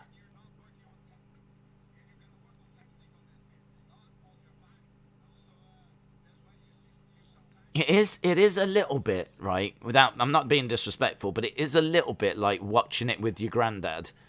And your granddad just kind of like doesn't really watch fights, but then asks the occasional question like, why can't these people fight like Muhammad Ali? these fighters here, why can't they do what Muhammad Ali did? So it's a little bit like watching fights with like your granddad that doesn't really watch box. Might have seen the occasional Muhammad Ali fight. Well, these people aren't Muhammad Ali, are they? No, they're not. No. Are you still with Fight? I'm with Fight Club, with Triller, with Fight TV. That's how I'm watching it. It's on Fight TV, F-I-T-E. Triller in the US. Carroll with some heavy body shots. We've got 1 minute 30 odd left in round number 7.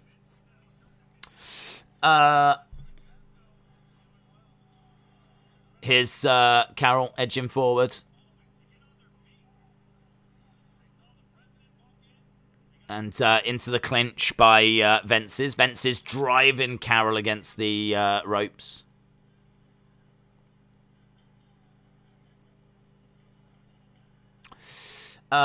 This channel is amazing. No fights are shown. California love. Shout out to you. Hayden said Muhammad Ali is a legend. He is the greatest.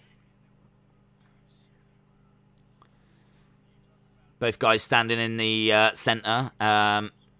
Couple of shots coming in by Vences. John O'Carroll with a nice body shot coming in as well. Left straight to the body. Couple of jabs coming in up top. Firing away. And again, duck underneath that shot. 20-odd seconds left here. And both guys just largely keeping their defenses up and just, throwing out. But not much landing that clean. Body shot coming back by Vences.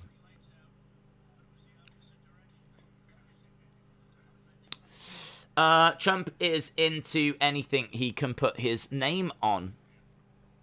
Alessandro, shout out to you. Tim says, I'm all for Trump at UFC 268.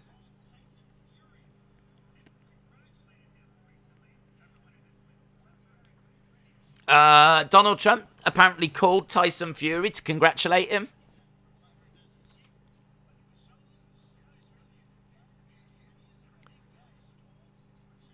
Talking about Fury and how big he is.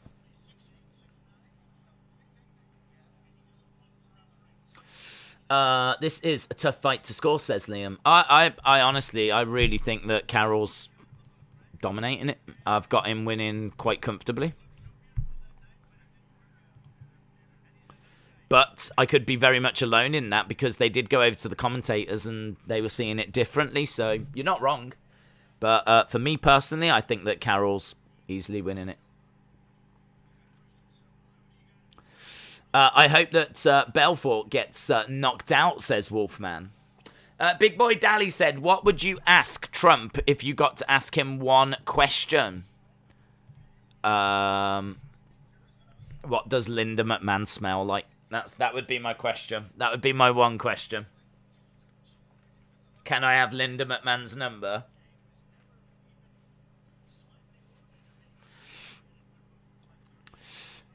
Missing the UFC fights on Saturday. I hope our UFC vets in this card can do some good work, says DC. Yeah, it is a shame, isn't it? It is a shame. It's, I'm not too sure why there isn't a UFC card this weekend. I know they do take a few weekends off, but...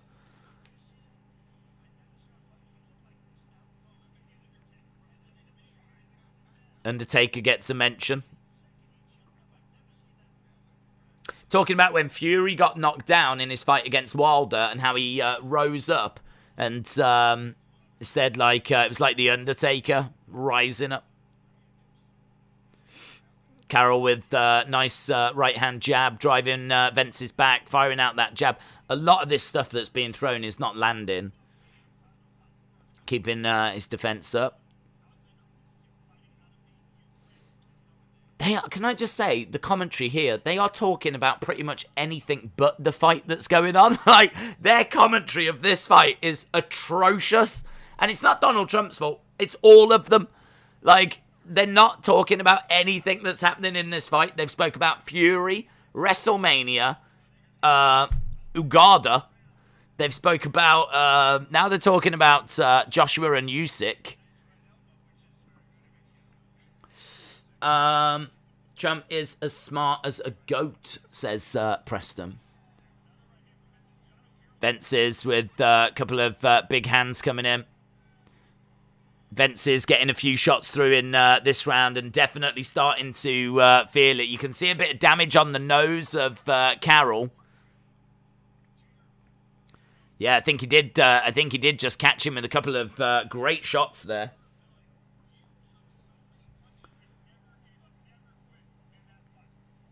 This feels like it's a round for Vences.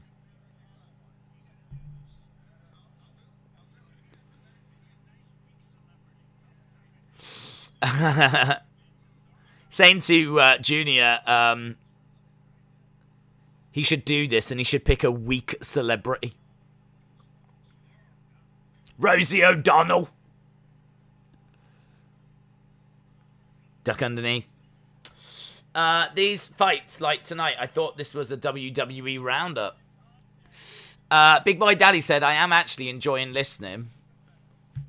That's the end of round number 8, and we are painfully edging our way. I mean, the fight's all right, but I don't know. It's just a bit distracting having Donald Trump on commentary, to be honest. We are edging our way towards round 9 and obviously round 10, and I'd imagine this is going to decision.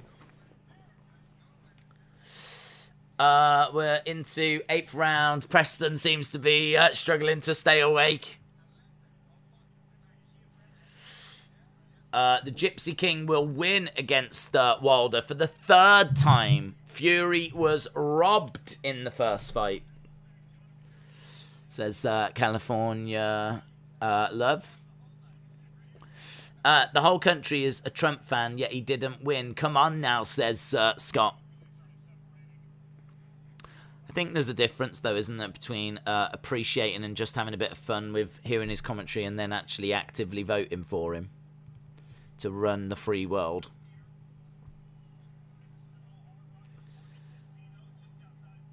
Right, we're they're just checking Carroll at the moment.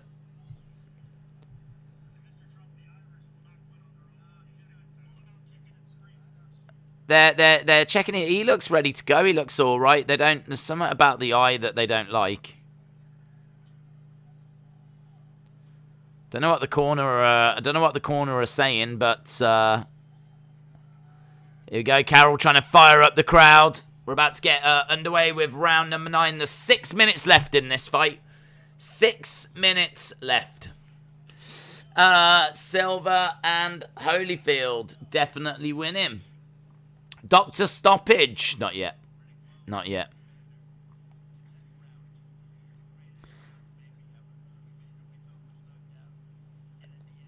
What's the max you would pay to see Trump versus Biden with no headgear? I would pay an outstanding amount. I don't know. I mean, I would want to stream it because there would be a lot of interest in it, of course. I don't know where I would draw the line, to be honest. I don't know. I'd need to gauge the interest.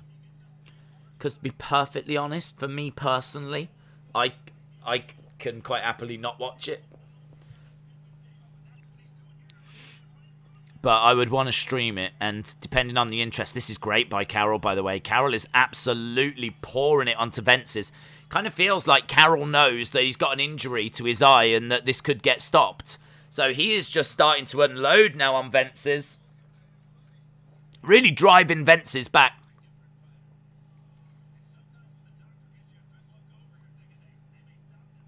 Yeah. Commentators are saying that when the doctor gives you a look over, it can kind of change your mentality. And that's maybe what we're seeing here right now with Carroll. Biden will refuse. Trump would dog walk Biden. Who is winning these rounds between Vences and Carroll? Yeah, difficult to say, hard to say, because honestly, they're throwing a bit and a lot is not connecting, and no one's really getting many outstanding moments in the rounds. Like, these rounds are just really, really close. For me, I feel like Carroll is getting, like, he's more aggressive, he's on the front foot. It feels to me like he's getting through with quite a bit more. But it's so hard from some of the camera angles to be able to tell that. I've got Carroll winning it. I've got Carroll definitely edging it, but we keep going to the commentators and they've got Vences.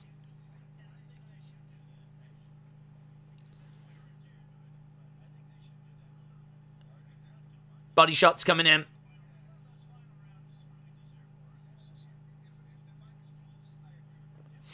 Not till next week. This is a bit like a sparring match, says Jank.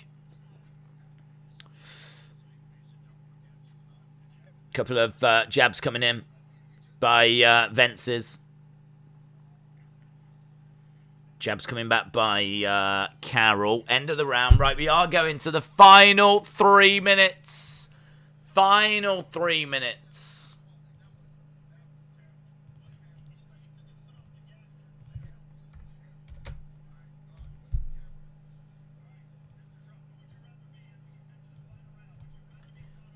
Who would you rather be?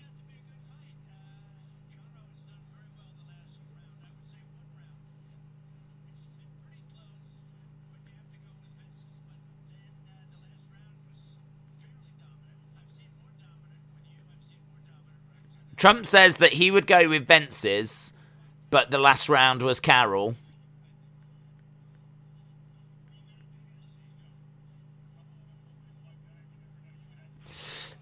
What's the worst wrestling figure in your opinion?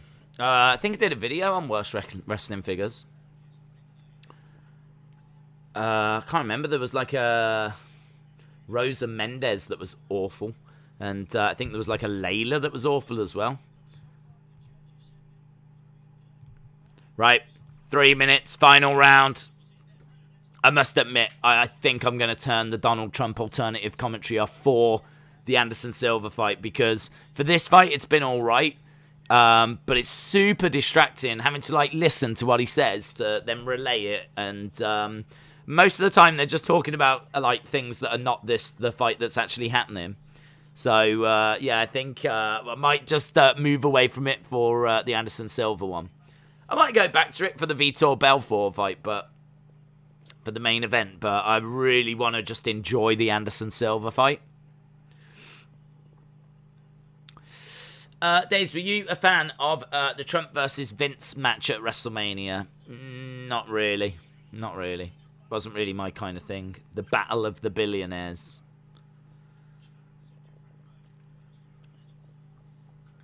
No, I think it might have had appeal for certain people, but it's not what I was interested in. I was interested in like Shawn and Cena and, do you know what I mean, that kind of stuff.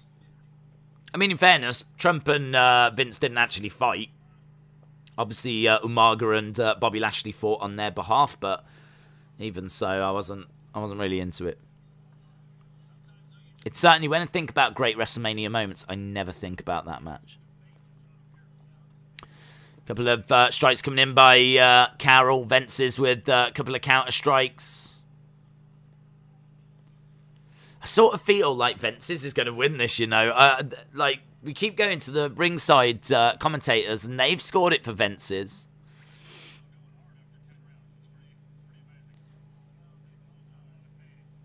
It is close. Vences has definitely got rounds, but I really honestly would think Carroll. Yeah, he does. He's got a smile on his face. Couple of shots coming in, and Carroll is gesturing, is telling Vences to bring it. It's going to be really interesting to see how the judges have scored this. It will genuinely be very, very interesting. Only good thing about the match was Austin dropping both of them with a stunner, yes. During the Askren and Jake, the celebrities were awful on commentary, says Big Boy Deli. We've got both guys in the centre and strike coming in. We've had half an hour of action here. Half an hour of action between these two, and it's been all right. Both guys in the middle. Nice body shot. Couple of strikes coming in. Swing and a duck underneath by Vences. That's a good little flurry at the end. The two embrace.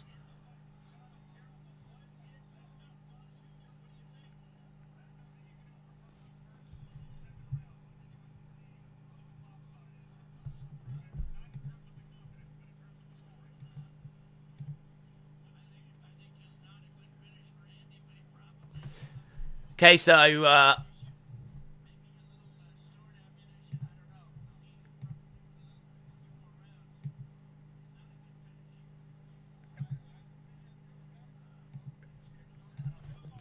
they're saying that Vences is going to edge it. They're saying that not a good finish for him. Carroll takes the end.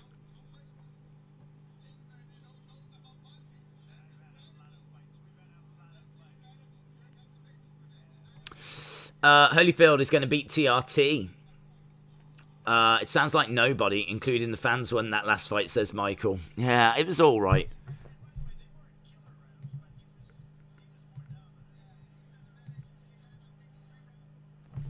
Right, we're just waiting to get the scorecards. Yeah, I mean, it's a fight that I didn't need, but in all fairness, I'm not bothered because our next fight is going to be Anderson Silva, and I'm definitely into that.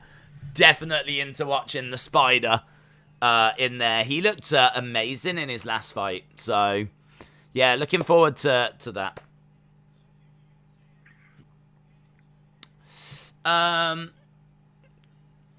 Can you be a bit more specific with the punches? A lot aren't landing, to be honest.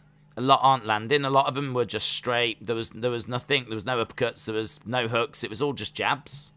It's just straight down the middle stuff. It's really basic stuff.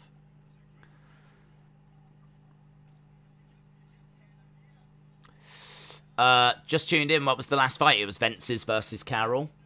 So, Vences versus Carroll, and it's gone the distance. We're waiting for the judges' scorecards. After this, we've got Anderson Silva. He's going to be taking on Tito Ortiz. Anderson Silva coming in as quite a heavy favourite. And looking, as we said, really good in his last outing. Knock him out stiff. Silva days Anderson Silva. Anderson Silva coming up next. 95-95 draw.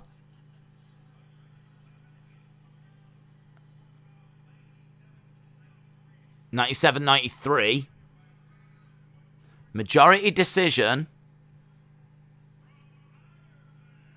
From Ireland, it goes to Carroll. 97-93. Yeah, I don't know. I don't know what to say. The judges at ringside were really throwing doubt in my mind. They kept saying Vences. All the commentators were saying Vences. And I was like, I think it's Carroll. And then you start, like, wondering, like, what are people seeing that I'm not seeing? But Jono Carroll has won by majority decision, and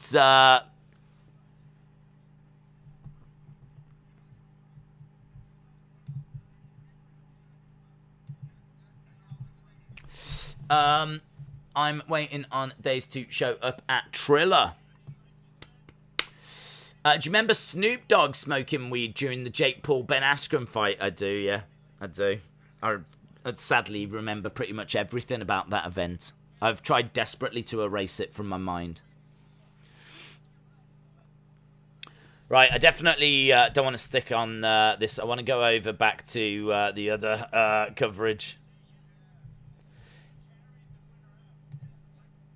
There we go.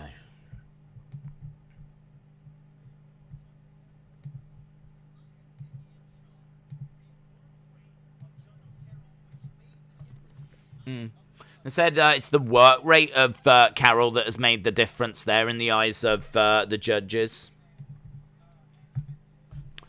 Right. How much was this fight? Because I'm going to order it. I think it was like £10 here in the UK. I'm not sure how much it costs over in America. Silva versus Ortiz coming up next. Wow, maybe a musical performance first. Right, they are just talking to Carroll first. Can you tell me a stream for it? Well, I'm watching it on Fight TV.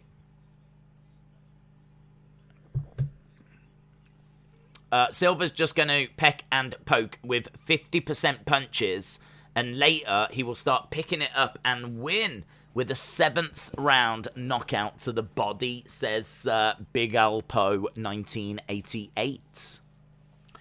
Michael said, a note to the rest of the fighters, you'd better get some finishes. I know, yeah, our second fight that's gone the distance. And honest, to be perfectly honest, the second fight that has not really grabbed me all that much. Like, it was all right. Like, it was better than the David Haye fight, but I mean, that's not really saying all that much. But I am looking forward to the next one. I keep saying it. Big fan of Anderson Silva, so looking forward to seeing him stepping in there and hopefully putting Tito Ortiz away relatively quickly. Triller is so bad, no more performances, says Silver-faced assassin. Legend Killer said, I'm watching the boxing. Shout out to you. Not worth it. Crack Streams is free, says Ben. There was a button just saying order now with no price. I clicked it and it started. Oh, what? So you've bought it and you don't know how much you've paid? Amazing. Yeah, I think it's around about £10 here. It's about $15 or something. I mean, it's not, all things considered, it's really not that expensive.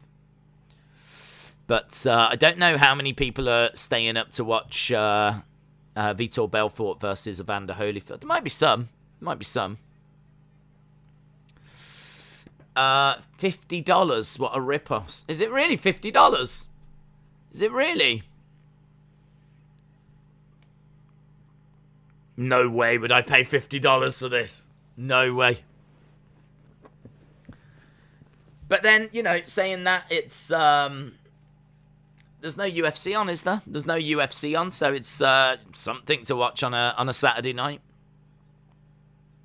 And Holyfield is a legend. Would I? Now I'm starting to question it now because I'm starting to think about Anderson. I would want to watch Anderson. $50 though. I mean, they are proper testing the limit. I hope that Silva rocks Tito a few good times and ends it. The only thing I like about the guy is the memes. CCSYT says, yeah, it is $50 over here. Wow. That's crazy. I'm guessing a lot of that money goes to Don Jr. That's what I would imagine. Goes to Donald Trump and Don Jr. The fighters get $100 each. Are you going to see Bisping when he's on tour in the UK? I don't know, to be honest. I haven't got any plans to. I would like to see him, though. I do like Bisping. I really like Bisping, so I would be tempted to do that, but no, I don't have any plans to. I would never pay $50 for this, says Retribution. Diego said $50 is too high for me. That is amazing. Moldy Spoon said, in the Fantasy Premier League, I got 75 points. Very impressive. Brandon said, let's go Silva. $50. Everyone's mind has been blown by the price for this.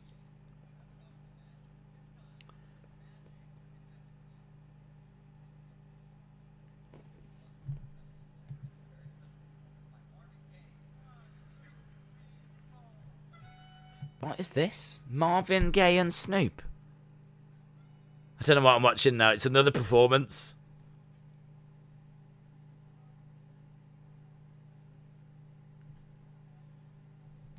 This is pretty random. We've got like a proper old school Marvin Gaye on the piano singing away. It's like really old grainy footage. And Snoop Dogg's there on the stage like dancing away. He's like, I don't know, green screened himself into this. It's done really well. It doesn't look like a dodgy green screen or anything.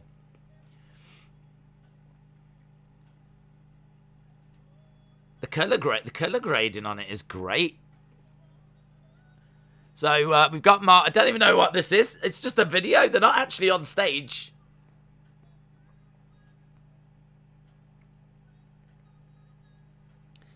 It is a bit random. But I'll definitely take it. I'll take Marvin Gaye over anything we've heard so far tonight.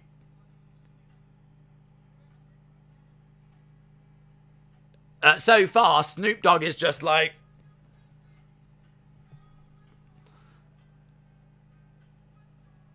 I'm sure he is going to kick in with something in a minute.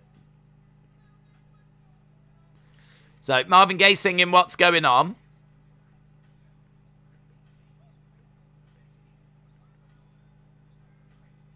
Okay, and now Snoop Dogg's kicking in with a verse.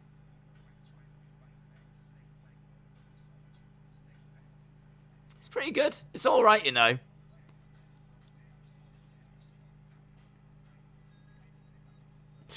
$50 ain't that bad. Is it his death day today? I have no idea what's going on. I have no idea why I'm watching it. All I know is nothing but love for Marvin Gaye. And this is probably the most entertaining thing they've put on so far tonight, so... pray for the babies. Damo said, this is embarrassing. Simon's like, WTF? I mean, yeah, it's random. It's like a music video. I feel like I'm watching a music video.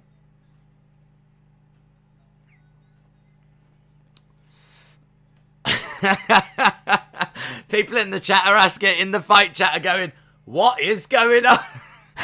Even Marvin Gaye is singing what's going on. And the people in the chat going, what is going on? What is this?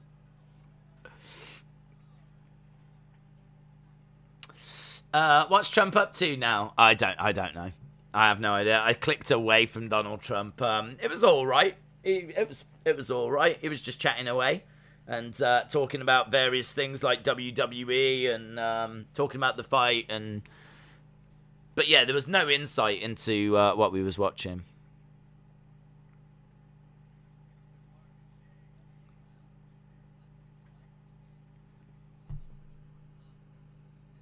Okay, God. Mario Lopez just said, if you like the music tonight, there's so much more to come. And I was like, what? And he's like, on Tuesday night. What is this? Is this a rap battle?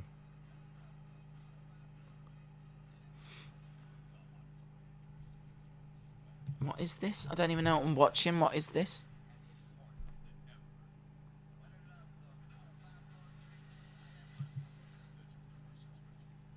I don't know. I don't know who this is aimed at. It's not aimed at me.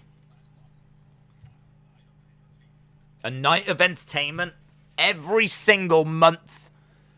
Every single month. just $2.99 a month. You can enjoy this content.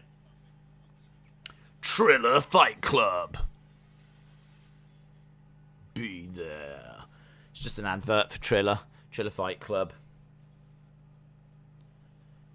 Get the Trillerverse subscription Tuesday, September 14th. In 2 days' time, Fat Joe versus Carroll. Is that Fat Joe, J. Rule, are they boxing? Or is that like a rap battle? I actually don't know what that is. And the video doesn't tell me. J-Law said, I paid only $5 to listen to the fights via Days. J-Law, shout out to you, buds. Appreciate the support. In my mind, then I was like, why did you pay $5? And then I realised it was the super chat. So, shout out to you, buddy. $2.99 a month. What does that get you? Depression.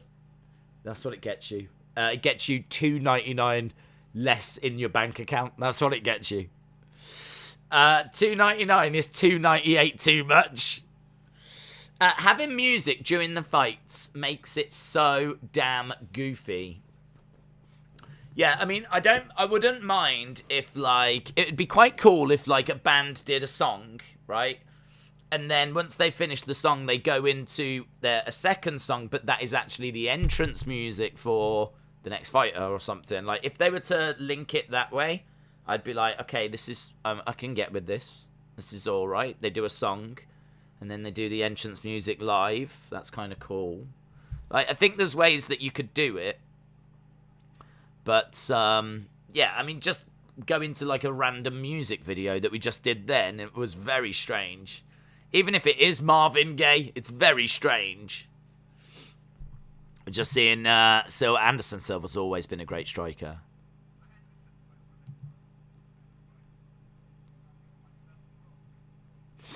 Tito has got 0 boxing skill set. Yeah, this ain't gonna go well. This ain't gonna go well. This has got to just be a payday for Tito. Anderson Silva looks very, very good in the boxing ring.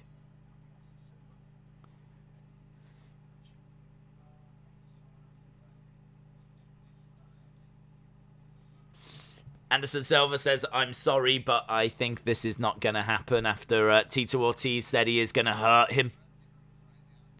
So we're seeing Tito Ortiz backstage getting ready to come out.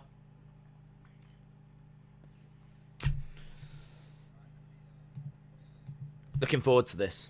Looking forward to this. Anderson Silva speaks the King's English, says Medruff.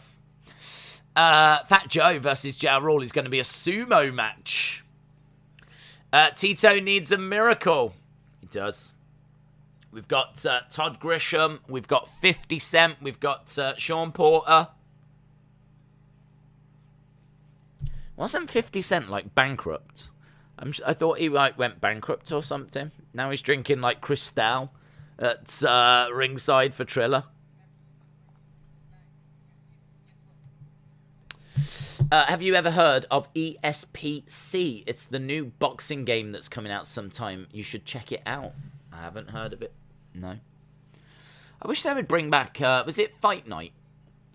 That they used to do. Was it EA? EA Fight Night. That was a really good boxing game. Been a lot of, I don't even know if they make boxing games on consoles anymore. I'm sure they do. But it's been a long, long time since I played one. I'd love to give one a go. Just to see what it's like on, like, the more recent generations of consoles. Because I think I was probably, Fight Night, I was probably playing back on, like, PS2 or something like this. It's been a long time since I played, like, a boxing game.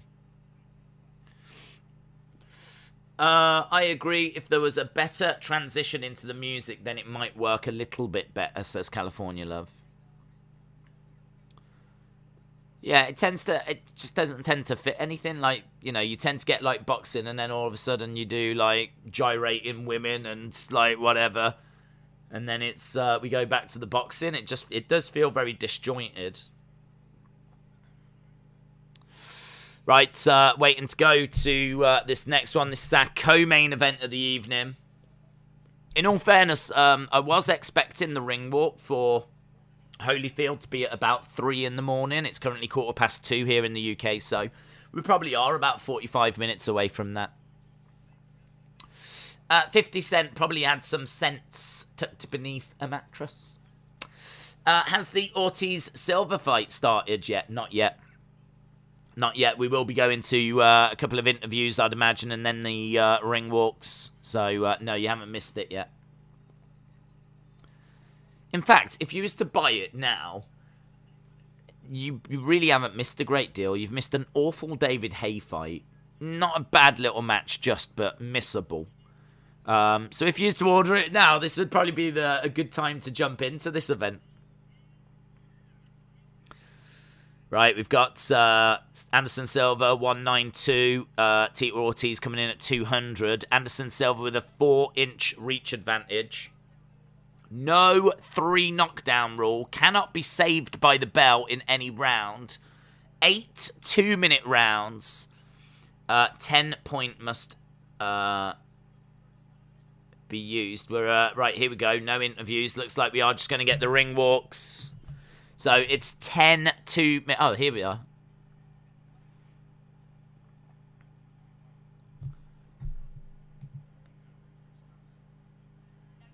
Ortiz is ready to go.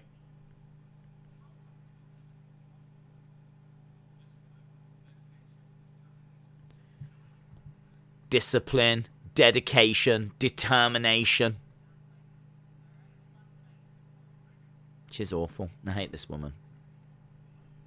Right, Michael Buffer is announcing Tito Ortiz be making his way down. Let's change this over to 2 minutes. It's, I think, was it 8 2-minute rounds that we've got now? I would expect to finish here. I really do think that Anderson Silva should be able to finish Tito Ortiz. There's a new boxing game, but it isn't EA. Have you got Trump's commentary turned down? I've got it turned off.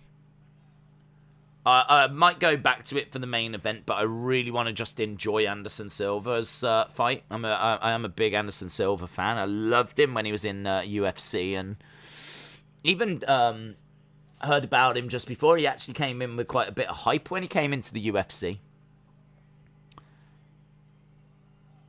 Here's Tito Ortiz. He's got a flag. I don't quite get the flag. It's got it's normal flag the one side, but then the other side there's no colour. It's the stars and stripes, but in black and white. Apart from one bit that's got like a red. I don't know. I feel like this is some sort of statement. I don't know what the statement is.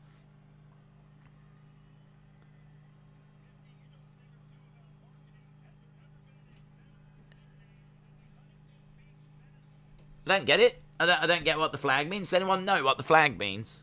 So he's coming down with 2 flags over his shoulder. He's got normal stars and stripes. And then the other one is a black and white stars and stripes. But one of the white stripes has got a red block and then it's a blue block.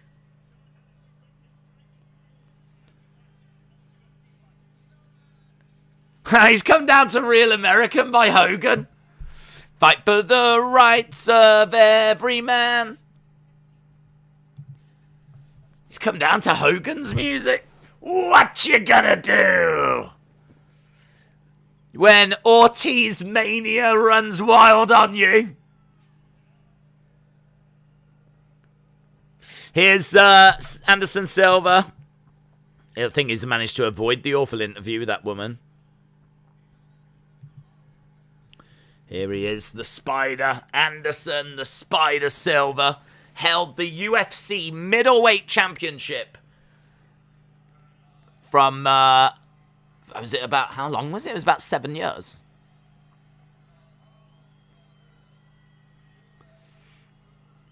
The UFC, so he looks great, man. He looks great. He's got a hood up. He's got a yellow and black kind of entrance top on, his shorts are yellow.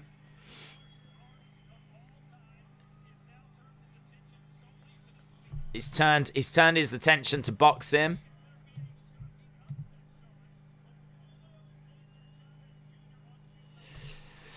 The flag is to support the fire department, and the blue is for the police. Oh, I didn't know that. That's amazing. But Spark, shout out to you. That's cool. I felt like it was some sort of statement, but I didn't know what the statement was. But that's cool. Okay. Fair play. Oh, I'm glad it's somewhat positive. Oh my god. I'm glad it's somewhat positive. Right, the Spider, Anderson Silva in the one corner.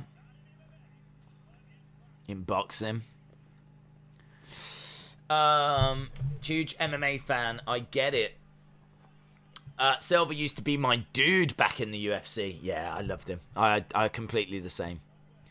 He lost me a couple of times with some of his like arrogance. There was a few moments where he got like a bit too cocky. I didn't mind that sometimes, but obviously ultimately it cost him. You know, it cost him against Chris Weidman, but yeah, he was the man. Watched hard to watch him fight against Hall at the end of what was it, about a year ago? It's probably is coming up to about 12 months since he left UFC. It's then one of those early kind of Apex fight nights that he main evented against I think it was Uriah Hall. Right, we've got Anderson and Tito face to face. Referee having a few words, and we're going to be ready to go. We've got Anderson with black gloves. We've got Tito Ortiz in red. Boom. And we are underway with Anderson in yellow. He looks great. Anderson looks great. Yellow trunks and black waistband says Spider on. And he's just being a little bit standoffish at the moment. Tito Ortiz standing his ground in the centre. Fires in. Ortiz is in black with some flames at the bottom. He's got loads of sponsors all over his trunks. Couple of shots coming in, but oh, they do not look good. He's just kind of like a couple of like hook shot, really weak kind of hook shots coming in by Tito Ortiz. Lunging forward, he looks so slow. He looks really slow. Tito Ortiz looks really slow. So Anderson has covered up and he's just taken these shots. And we've got a minute gone. We haven't seen anything from Anderson here. Shot coming in, looking for an uppercut. Good head movement there by Anderson. He's back into the corner, covering up, and oh my God, Ortiz just like just these little hooks. I mean, he's kind of unloading on Anderson. Lovely counter shot there by Anderson. Oh, Ortiz is down! It's a knockout by Anderson Silva. Tito Ortiz is down. Oh my God, Anderson Silva lets his hands go. What? Honestly, Ortiz looked awful. He looked awful, and Anderson was like, boom, good night. Good night. It's an insane knockout by the Spider.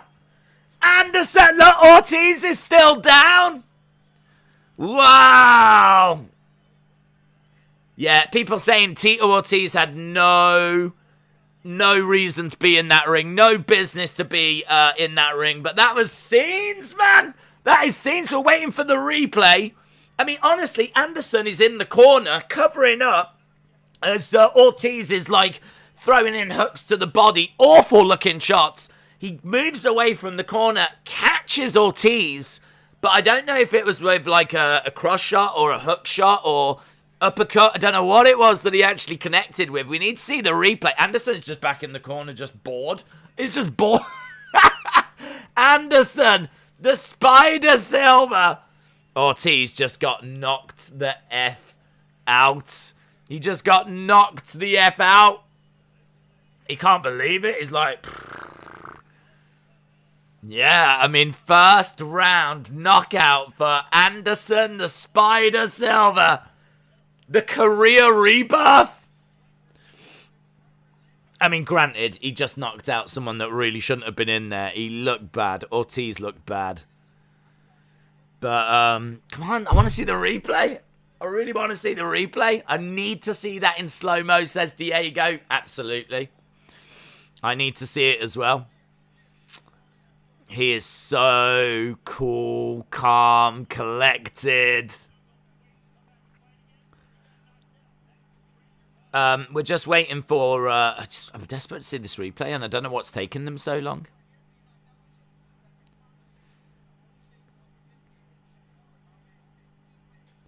Yeah, Tito's back up on his feet. He's going over to congratulate Anderson. Tito goes over and congratulates Anderson. Anderson, he's not jumping around. He's not celebrating. He's just just putting his t-shirt on in the corner. It looks like he's ready to just go to work again. I mean, he invited the pressure. The shots were coming in by Tito. He saw the opening and boom.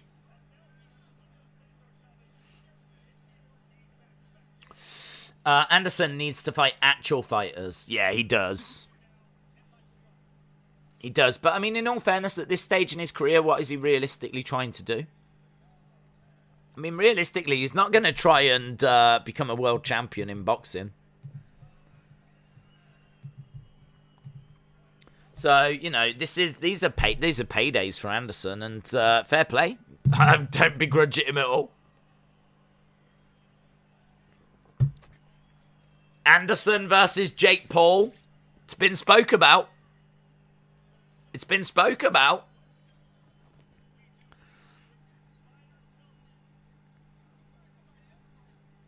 We need to find someone else for Anderson Silva.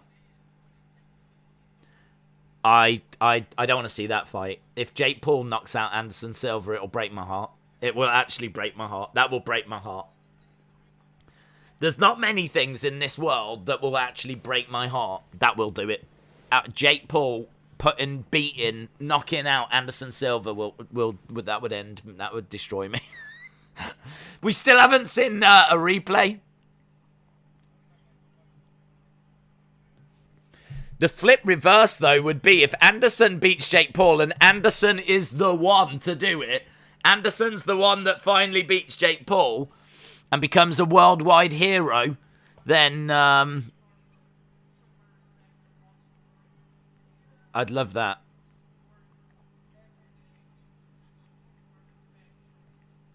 He's talking about how he respects boxing. He works every day.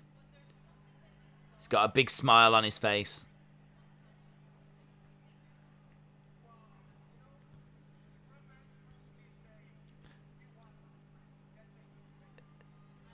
The Grandmaster Bruce Lee says, be water. And that's what Anderson Silva was. He just flowed with the opportunity and found that one shot and put Tito Ortiz away.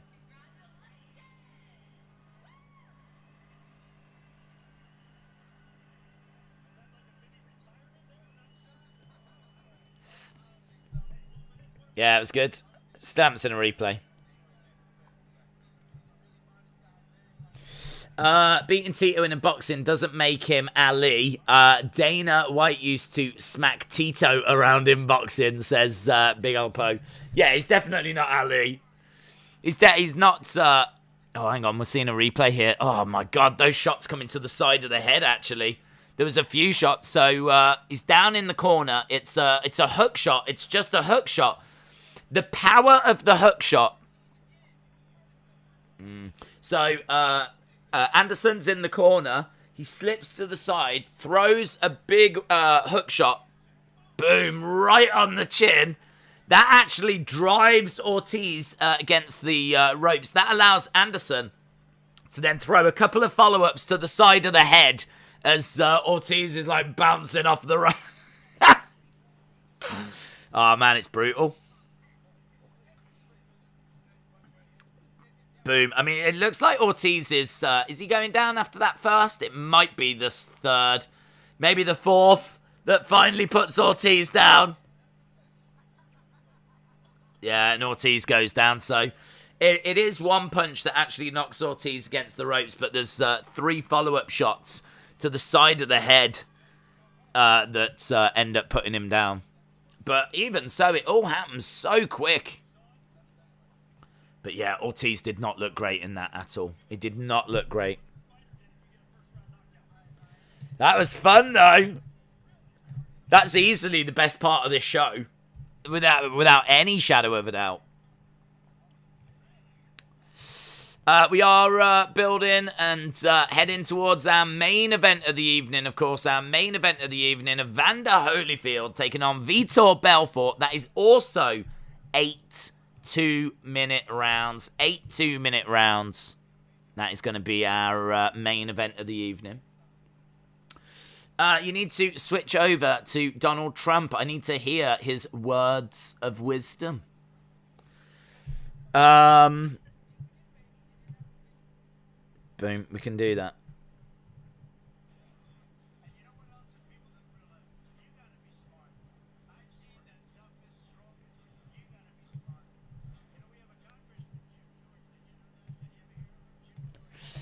What people don't... Donald Trump's like, people don't realise this, but, you know, you can be tough and everything, but you've got to be smart.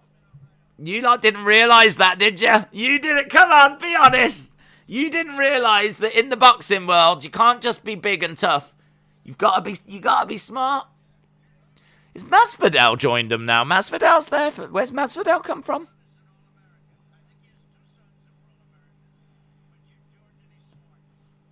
So we got Masvidal there for some reason now.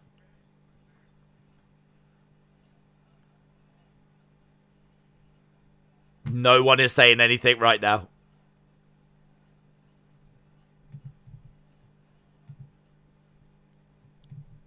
Okay, I don't know what's going on with the commentary. We've just cut away from it. Right. I knew that all along. No, you didn't, Diego. Don't lie. Come on. You're amongst friends now, mate. You didn't know that you had to know some stuff. Belfort taking on Vitor Belfort taking on Evander Holyfield. We've probably got a little while to go till we get to this, in all fairness. Probably got a little while to go. Let's change that to center. Tito ducked Chuck. Tito Snorties. Tito Snorties. Nice.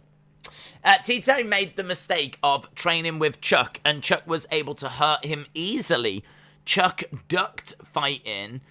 Tito ducked fighting Chuck to hold on to his 15 minutes as long as possible. I wonder what Colby Covington thinks about Jorge Masvidal with President Trump.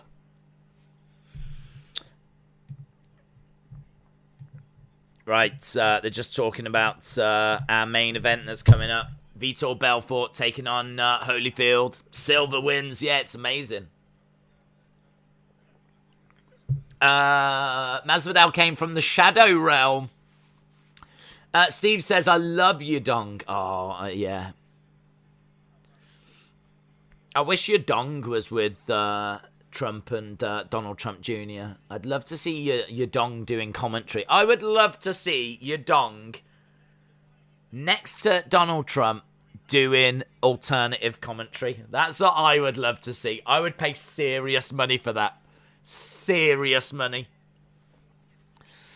Right, we've got we're just seeing Evander Holyfield, and honestly, it's 10 years, I think, since his last fight. He does look the shadow of the guy that he was. Understandably so, but he is still a grandmaster. But a lot of people have got Vitor Belfort winning this. Going back to Mario Lopez, a few minutes till the main event. What's happening? The music continues. Thanks. Who is it? It is... I have no idea. Some dude.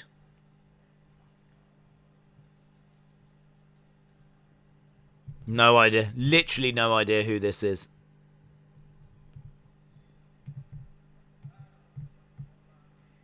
I think, is it another Brazilian artist?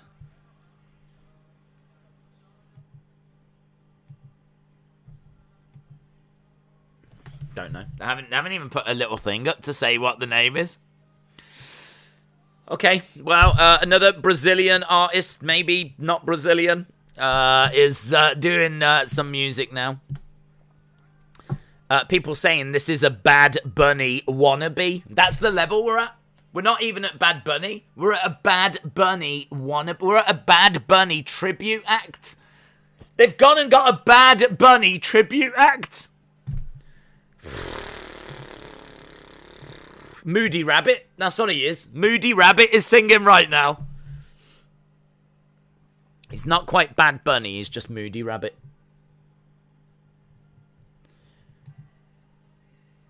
Still no idea who this is. People saying that how can... Why do they... Why rather than having 3 bland acts, why didn't you just put all your money into one pot and get someone really good? Do you know what I mean? Put all your money together, scrape it all together, and just get someone that's actually really good. I just wanted to say hello. I came from a flag football game, says Christian the King. Shout out to you. Unbelievable, says Diego. Michael said they need to kill some time since Anderson didn't play with his food. To be honest, dude, I think this guy was ready to go whatever happened. I think this guy was getting wheeled out whatever. Unfortunately, because Anderson was so quick, they might allow him to do like 3 tracks rather than 2 or something. I know that you had some stuff as I do boxing. Edward, shout out to you. This is a chance. This has got a chance of also being a very quick knockout for Vitor Belfort. I agree. It's sad to say and sad to see, but if you have been watching Holyfield and kind of where he is right now, he's not in a great place. So, I agree. CCSYT said money went to Snoop and the rest of the people was in the unemployment line. Do you think Steven Seagal will take credit for the knockout? I do, Dan. That's exactly what's going to happen. Steven Seagal is going to tell us all that he taught Anderson Silva how to deliver that hook shot. And delivering the hook shot and then delivering the follow-up strikes. It's classic Steven Seagal. If you go back and watch his films, he's been doing that for years. It's classic Steven Seagal. Yeah, for those of you that don't know, Steven Seagal took credit for some of, not all of, but some of Anderson Silva's successes. Wasn't it the front kick that he took credit for? The front kick to, actually, that Silva used in his victory against Vitor Belfort. So, yeah, Steven Seagal did used to take credit for Anderson Silva's successes. So, absolutely. I'd imagine he's on Twitter right now. I love Steven Seagal, says Adrian.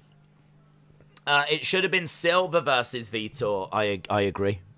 Now, that would have been a fight. That would have been... And maybe it will. Maybe that's the fight to make. Maybe that's the fight that comes out of this. Long live Anders the Giant, says FMegs5. Christian the King, see you Monday. Are you Welsh? I'm a New Zealander, but I am half Welsh. I'm not Welsh, but I am very close to Wales. Currently, I am sat near Shrewsbury, near Telford, that kind of area, which is literally a stone's throw from Wales. So I am kind of snuggled up to the Welsh border. So, yeah, I'm not too far from there. But no, I was born and raised in England. But nothing but love to my Welsh friends. I go over to Wales occasionally. Anderson trains with Vitor in Brazil, says Michael. Oh. Mouldy Spoon says, I'm Welsh. I'm very sorry to hear that. Larry says, I really like Holyfield. If he loses, I hope it's not bad. You've got to respect the legends. Yeah, and fair play as well, because he stepped in last minute. I mean, this was obviously going to be Oscar De La Hoya. But Oscar De La Hoya, you know, just doesn't seem to be in a good place. Yeah, he's not in this, obviously not in this fight now. But instead, Holyfield comes in on short notice. He looks like he's coming on short notice. He looks like he has not been training whilst he's been away. So yeah, it's, I don't know. As main events go, it's got the name value. Like, you know, Evander Holyfield, you know, seeing him fight. But I don't think this is going to be like the Mike Tyson return.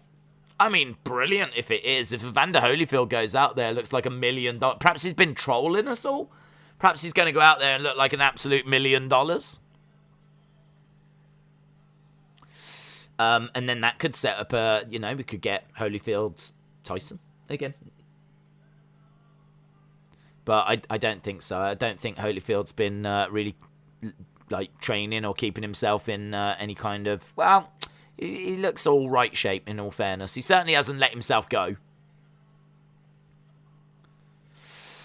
Holyfield knockout in the first round, says Savannah and Shaden's Fun Times.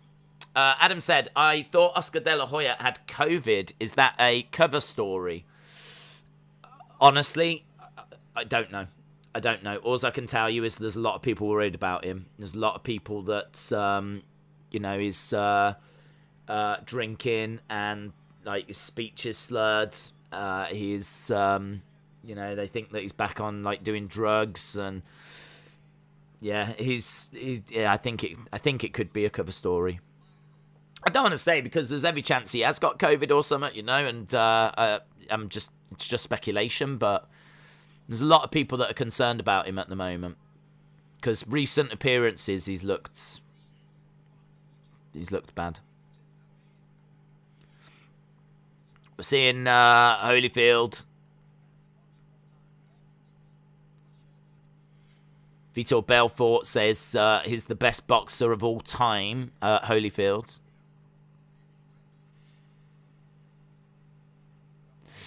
De La Hoya looked great leading up to the fight. He had a contract from Shops Blunt, but it seemed like he was doing it to White Girl as well. I think it's more of a coke problem for Oscar. Vitor is a real dangerous man on TRT, says Steve. Too much cocaine. Oscar's known for loving coke. Adam said he was super high at the last event. Yeah. I mean, there's a difference between, like, getting high and, like, hitting the cocaine and all that kind of stuff. So, I don't know. It's, I don't know. There's a lot of concern. I can tell you that much. And when we have seen him, he's been, like, not sober. Let's put it that way. So, yeah, I mean, hopefully it is just something that he can recover from and, you know, I'd love to see Oscar De La Hoya fight again. Right, we're seeing Mario Lopez. We are edging our way towards this main event. We've just had the video package. Anderson Silva finally winning makes a grown man cry. It's good, isn't it? He went a long time as well, didn't he, without getting a win. We were talking about how I did beat Brunson, in all fairness. He got a win against Brunson. So he got a victory there, but fell short against Adesanya. Lost to Hall. Lost to Bisping. He did after that leg break against Chris Weidman. He really went on a downward spiral.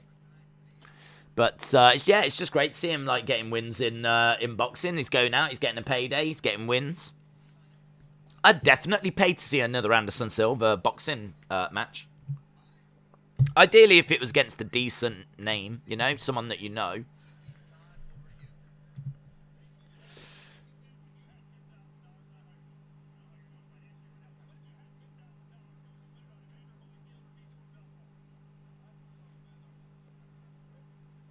They said, if you had $10,000, 50 cent, where would you be putting it? And he says, I'd be putting it on Evander Holyfield. I'm okay, but I'm a bit tired. Dana copied Vince and took steroids to match his employees. Medref says, R.I.P. Joe Rogan. Yeah, Joe Rogan pretty much dies every week. So, R.I.P. Joe Rogan. Silva versus Jake Paul. Silva versus Hopkins. I think Holyfield will make it to at least 4 rounds, says Logan. Yeah, I mean, it depends how slow he's going to look, to be honest. In his training, he didn't look brilliant. And I think, you know, it took all of 5 seconds to look at Tito Ortiz to know he ain't making it through this fight. He just looks so... like slow, plodding and slow, and everything he was doing just seemed so laboured that you were just like, he ain't making it. He ain't making it. And I've got a feeling that we might see something similar from Evander Holyfield, actually. But was Silva versus Ortiz just a boxing match? MT pounds it was, yep. But it was a hell of a boxing match. Seriously, it's new and it's something to be addressed. I agree. Chuck, shout out, save your money, 50 cent. That's good advice. Someone needed to give him that advice years ago. Save your money, 50 cent.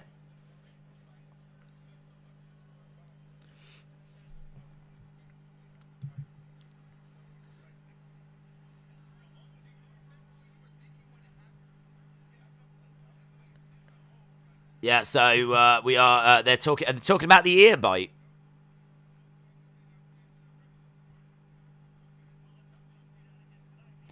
Yeah, they're talking about the. I mean, that is probably what Holyfield is most well known for, isn't it? Having his ear bitten off by Mike Tyson.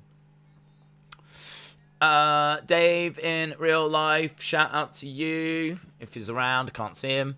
There he is. Wow, is Holyfield still fighting? Man, he is fit. All right, Dave, get a room. Calm down, Dave. Flirting in real life. That's what you are. I hate repeating myself, but I just want to get it out. Take care, says Adam. He's a full-blown addict now. Check out the Stefan Bonner video on Twitter. I'll have a look after. Trump Jr. versus Mike Tyson. What's on it, Adam? The UFC fighters will not beat a boxer of Holyfield's skill, says Carl. Maybe you're right.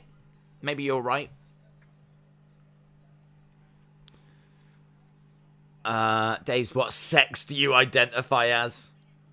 Well, my pronouns are he and I don't know what it is. Is it he and him or something? I don't kind of get the pronouns thing. He and him, is it? They and them, she and her.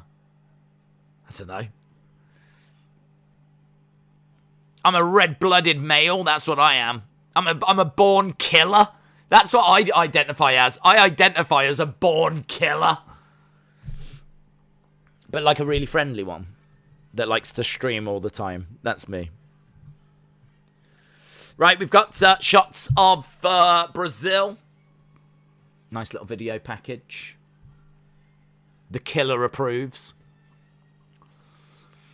So here comes a lady with a Brazilian flag. Belfort versus Anderson. Yeah, Vitor versus Anderson would have been the fight to have made, but We're just seeing some of the carnival scenes. Does that get shown on TV in America and wherever you are? We never see that. That is never shown here. I have never watched one of those kind of big Brazilian carnivals. But it looks like they just showed clips of it there. It looks amazing. Like the kind of thing that you would show on TV. Well, I know it gets shown on TV in Brazil, but it certainly doesn't get shown here. Unless there's some secret Brazil channel that I've never found. This is quite the video package. I feel like a little thing needs to pop up saying, "Visit Brazil." So we've just seen some lovely shots of Brazil.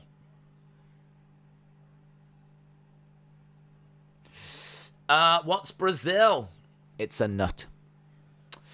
Boxing rematch would be cool. Who have you got in this fight? I'm going with Vitor Belfort.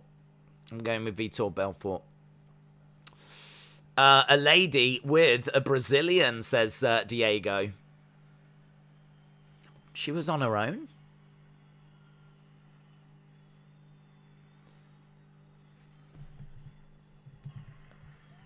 Right, what's this?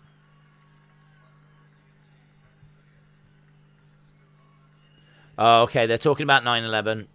So Donald Trump, Masvidal, everyone stands.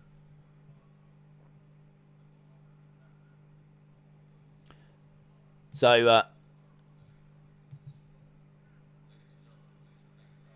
moment of silence for 9/11.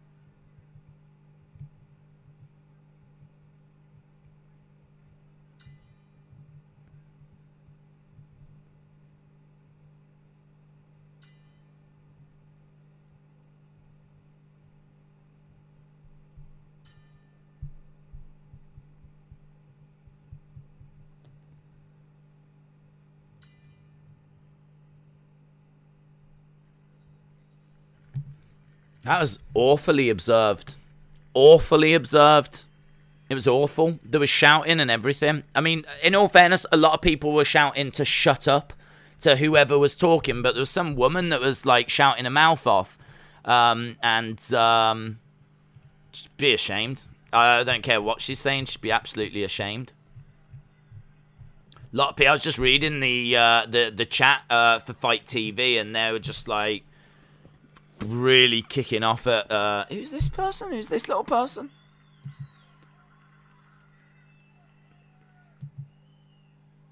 Is it a kid? Is it a kid?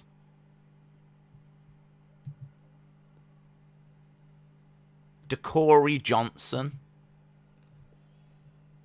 Ah, he's got a killer little jacket, I gotta tell you. Yeah, he looks cool. Cute kid.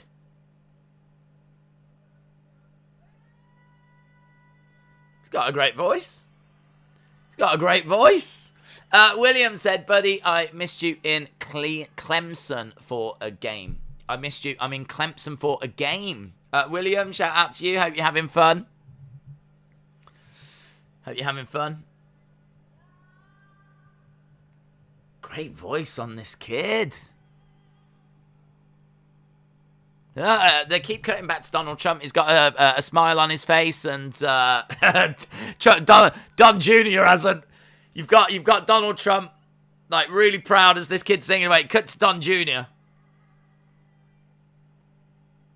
Big smile on the kid's face.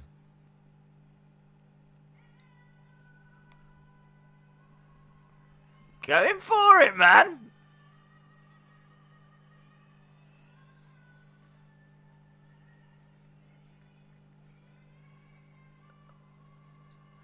This might be the best part of the show. Yeah, it's really good. This kid's awesome. I mean, in all fairness, he's got a bow tie and a killer jacket. He got me at that bit. But it turns out is the re-embodiment of Barry White.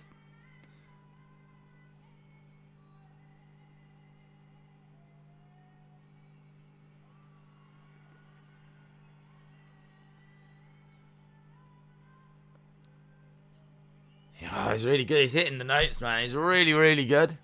Amazing voice, says 1987 big fan. Empty Pound said, congratulations to Emmy Raducanu. She didn't drop a set in the whole tournament. I know, yeah. Super proud. Super proud of Emma Raducanu. I watched the end. We did like 7 hours of Premier League streams earlier. So I was like, man, and I was really feeling it. I don't know why. I wasn't feeling very well at the end. So I was like, I need to get some sleep. I was tempted to do like a tennis watch along. But, yeah, I ended up sleeping. I didn't really feel brilliant. So I had a little nap. I woke up. I feel great now. But woke up and managed to just catch the end of Emma Raducanu. And, yeah, it was great. Absolutely brilliant. First qualifier to win a major. Trump said we are honoured, and do you know what? I mean, that little kid has just taken the bad taste of whoever that woman was.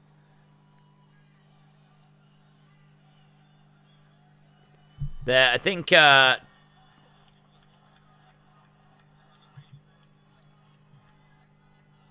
it's big chance for Donald Trump. A lot of support for Donald Trump in the room.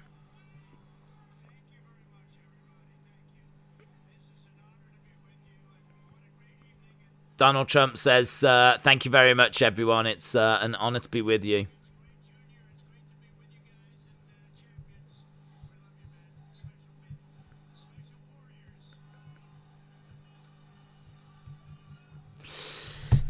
Holyfield isn't going to cave in right away. He'll last at least 4 rounds. I pay respect to 420 every day, says Steve. You deserve a lot more subs. You're a good commentator. Say a shout out to you, buddy. Appreciate the support. Right.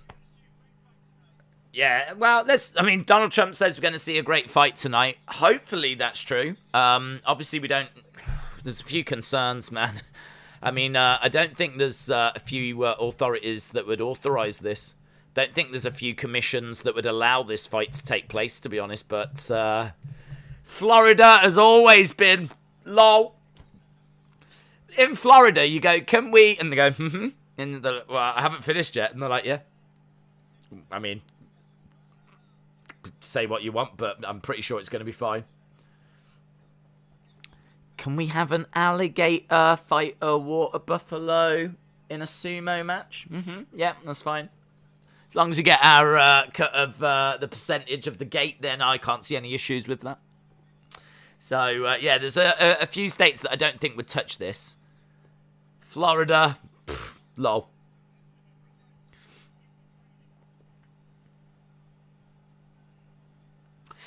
What maneuver? Evander is 58 and a legend. The commission should be ashamed, says huge MMA fan. Yeah, I mean, I was listening to Chael Sonnen, and he was saying that as soon as you get over 40, certain state commissions, it might be Vegas, start to be like, they come down and watch you train. And if you're over 40, then, you know, you're pretty much done. It's very, very difficult. In this day and age, you can get to 40, 41, 42. You might be able to... 58 years old. Evander Holyfield is 58. I mean, it's... I don't know. Let's see. He might win. He might look awesome. It's definitely got the attention of the world, and it is 3 o'clock right now in the morning here in the UK. 10 o'clock Eastern time. And we are finally at our main event. Days, do you think Holyfield or Belfort? I think Vitor Belfort. Vitor Belfort has always been a good striker. Obviously not on Holyfield's level. But I think Holyfield at the age of 58 is so far past his prime. So far past the Holyfield that we all know and love and remember. And, you know, he's just not that same man anymore. He's not that same guy. He's Holyfield in name. I really think that. So, he did open favourite. He did open as favourite, Holyfield, but those odds have drastically swung to Vitor Belfort, and Vitor Belfort is actually favourite now. From the training videos, it makes me feel sick that the commission would allow this to go on. Holyfield is going to get a KO in the first round. Well, could it be that Holyfield... how long has Holyfield been boxing? Flip, isn't surely since going back to the 80s. But his last fight before this was 10 years ago. 10 years ago. His first fight was 84. 84 was his first fight. I mean, he wasn't really getting onto my radar till the early 90s. 91 he fights Foreman, 92 he fights Larry Holmes. I start to hear about him around that time, and then the Tyson fights is probably what he's best known for. That's 96 and 97, so you know that's we're 25 years past that. So yeah, his record, 44 wins, 10 losses. And he is someone that is a legend, one of the all-time greats, deserves a lot of respect.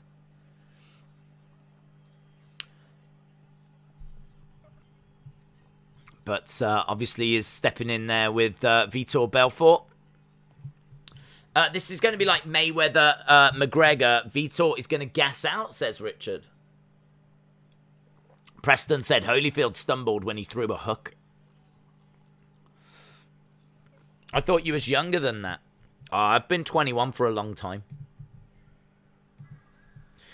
Right, Vitor Belfort makes his way down, and here is Evander Holyfield. Has won undisputed titles at cruiserweight and at heavyweight. He looks very focused. Making his way down. He's got a really nice red robe. We've got pyro shooting off into the air as Evander Holyfield makes his way down to the ring. I don't get the impression this is going to go for long. Holyfield inside the ring now.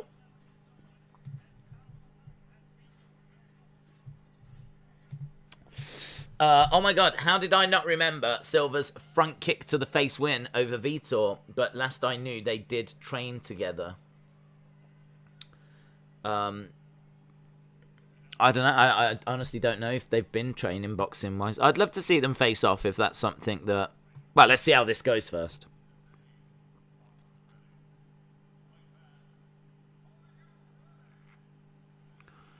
Fight fans, are you ready? Michael Buffer. Let's get ready to rumble! Yes! He has made so much money from that.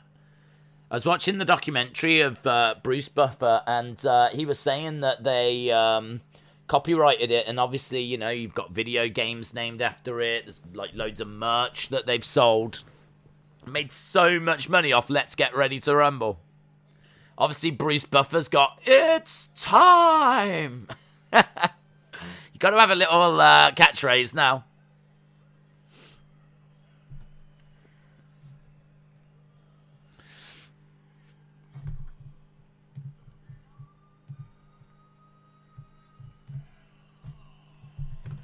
Vitor Belfort gets his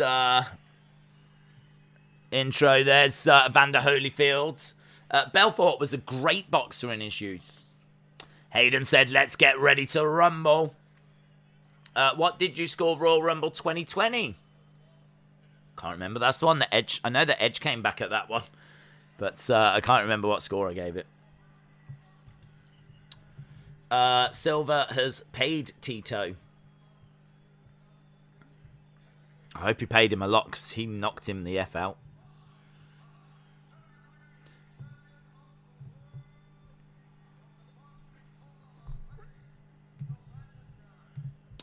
Jonathan Wilberding, shout out to you, buddy. Didn't Anton Deck have a single Let's Get Ready to Rumble? Yeah. I wonder if they... That's a good point. I wonder if they did have to pay any money to... That's a good point. I wonder if they did have to pay any, like, royalties or anything to Michael Buffer. That is his catchphrase, and he owns it. It's copyrighted it. But maybe they could get away with it because they're in a different country. Perhaps the copyright doesn't extend to music. Because it's very specific, isn't it, with copyright? So perhaps it doesn't extend to songs from the UK. I don't know. Right, here we go. Holyfield, 8 2-minute rounds. So that means it's only going to be a 16-minute fight. And that's if it even goes that long. And we are underway.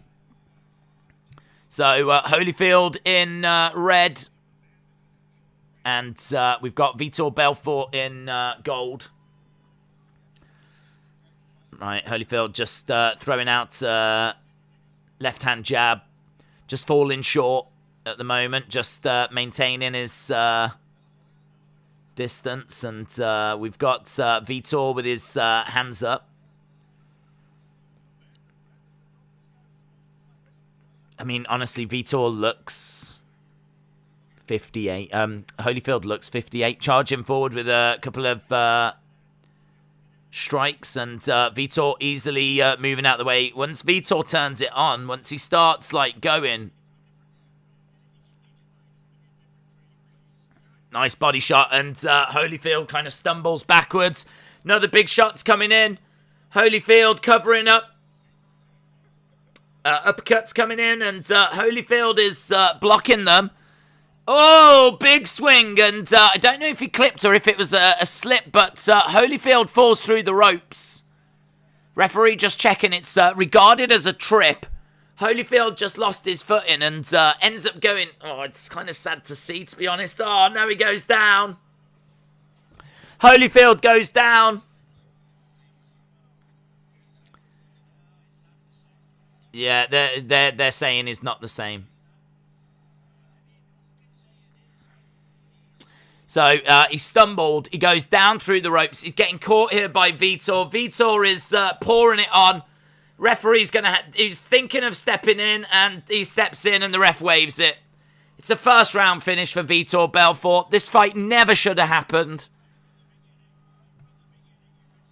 Yeah.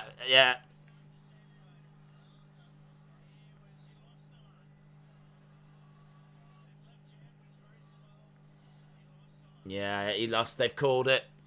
Holyfield is out. Uppercut round 1. Holyfield just got KO'd. I mean, he's 58. He's 58. Trump just said you could see it from the start. He's lost a lot. That's not Evander. And I agree. I mean, I agree.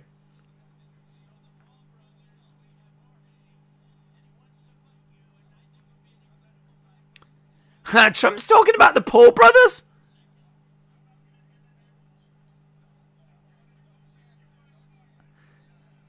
They're talking to Masvidal. They've changed their attention now. They're talking to Masvidal about the Paul brothers, and Trump says, I think that would be an amazing fight.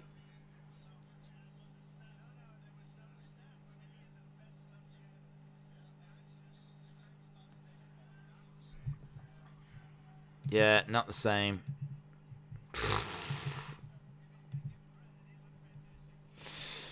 It's sad to see why this is even taking place. The man is 58. I think the only thing that we can really hope to take from it is that we learn. We learn. As a society, we learn that once you get to a certain age, like the name ain't gonna do it. I mean, the thing is that this will have sold a few pay-per-views, and maybe the money at the end of the day is going to mean they continue to do this kind of thing, but you could see from the training, he's not... You could see from the training. I mean, I tell you, Holyfield opened as a favourite. If you had money quick on Vitor at that point, you've made a bit of money today.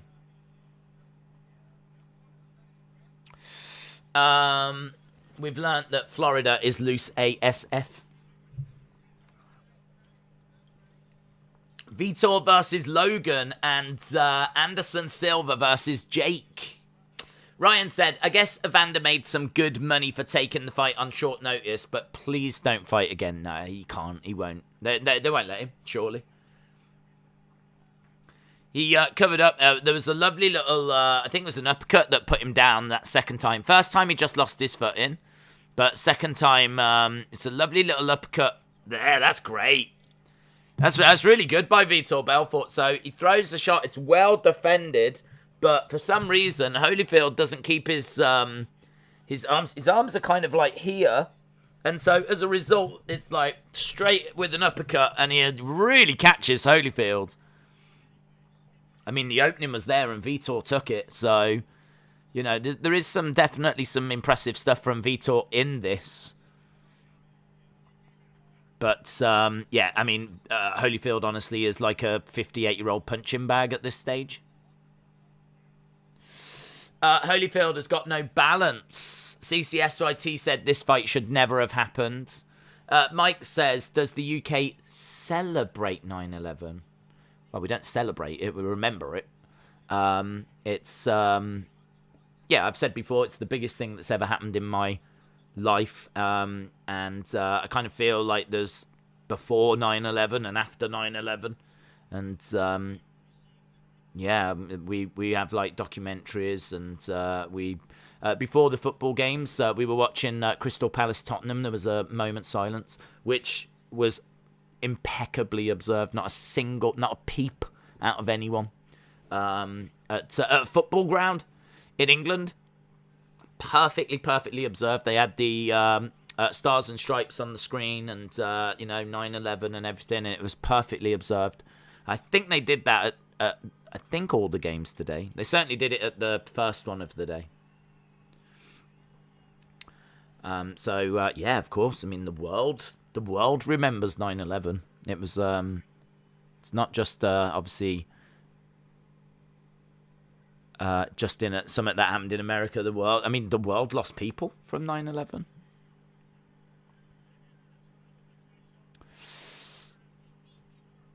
It turned out to be easy work. They said you hate to describe it this way, but it was easy work. Holyfield looks like Mike Tyson. Holyfield is 58. It's obvious he was going to lose. It makes it worse that Vitor had additional steroid advantage. He should be ashamed. 50 Cent is with Holyfield.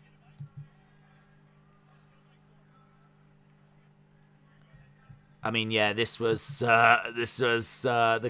it went the way we thought. You did look at Anderson Silva, Tito, and you thought, I really fancy Anderson winning that. First round.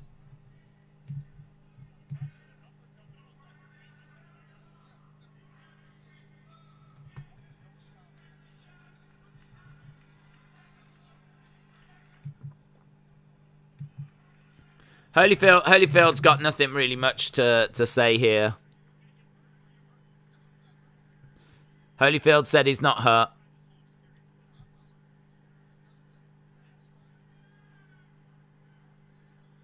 It is what it is.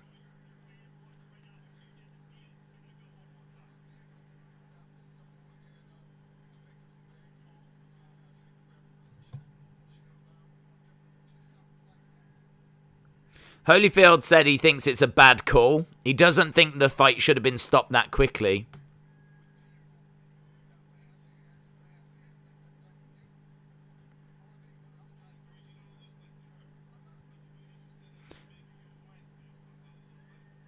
No. No. 50 Cent. 50 Cent's like, I agree, you're not hurt. Is there something that maybe you and Mike would be interested in doing? No. After seeing that, no. No way.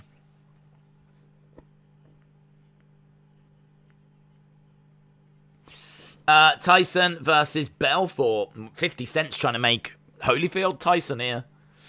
Ryan said, I'm glad I didn't see it. I won't watch the replay. Evander is too much of a warrior for me to watch his last fight be that. Evander is a legend for sure. Joey said, I'm going to be on one of the football live streams. We've got plenty coming up, bud. We've got one in about, 12 hours or something over on the other channel. Holyfield shaking the hands of 50 Cent and people... He's still a legend. He's still a legend. He has the mind of a fighter, but the body and the brain of an old man, says Matt. Don't we all, Matt? Don't we all? CCSIT says, now you see why Holyfield backed out against Tyson a couple of years ago. Parker Bordeaux is going to be called Gunnar Haaland. The only problem with Haaland is it makes me think Gunnar's quite cool. I don't mind Gunnar. In fact, I'll probably just leave it at Gunnar. Haaland is quite a famous footballer. It makes me think of him. Gunnar Haaland. Don't know. It's not the worst name. Gunnar's all right. Haaland. Yeah, Haaland just makes me think of Erling Haaland. Michael said, I was telling my friend the same thing, not to watch the Holyfield fight. I don't want to remember Holyfield for this. Honestly, I ain't remembering Holyfield for this. Like, this doesn't really... Who's he calling out?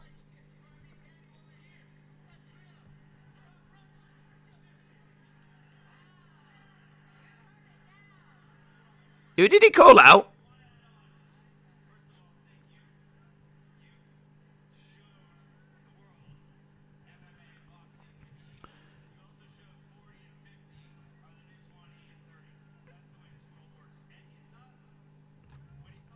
$40 and $50 is the new $20 and $30. Shut up.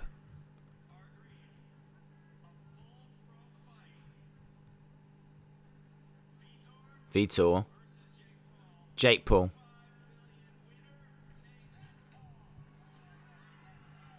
Okay, so Triller want to put up money.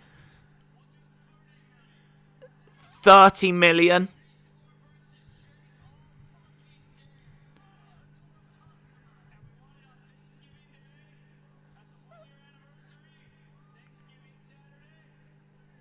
They want to do it on Thanksgiving. They want to do Vitor Belfort versus Jake Paul.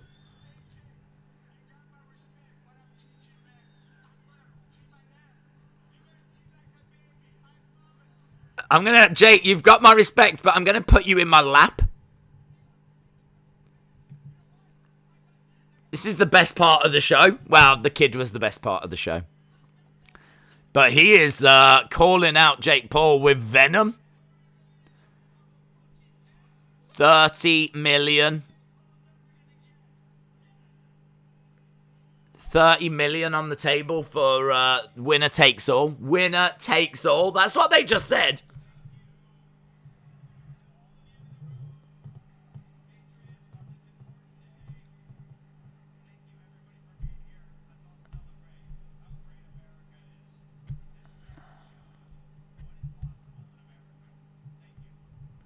This man shows what is possible in America. What happened? I left. He just started going off on Jake Paul.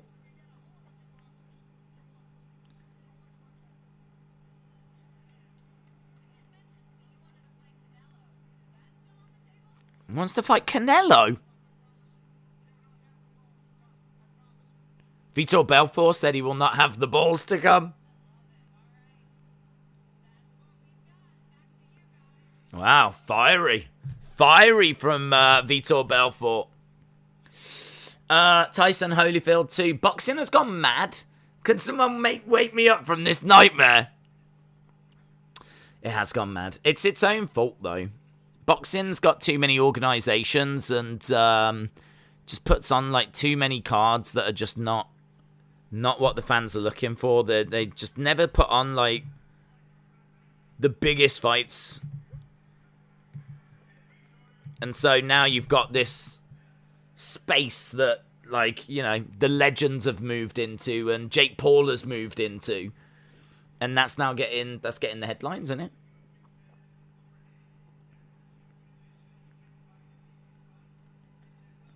We're hearing from Donald. Donald Trump's now doing a promo.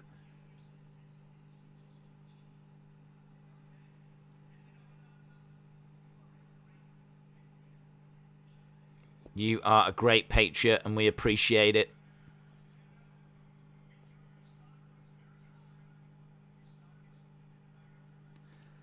Donald Trump said your stock was very high, but your stock is even higher tonight because you've just beaten the greatest of all time.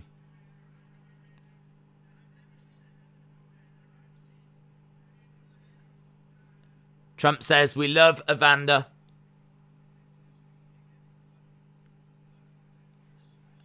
Evander, we love you.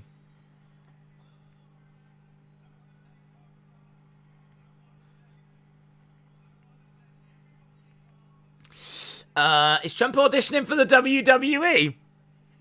I don't know, he's just thanking everyone. He loves Evander, he loves Vitor, he loves the Hard Rock.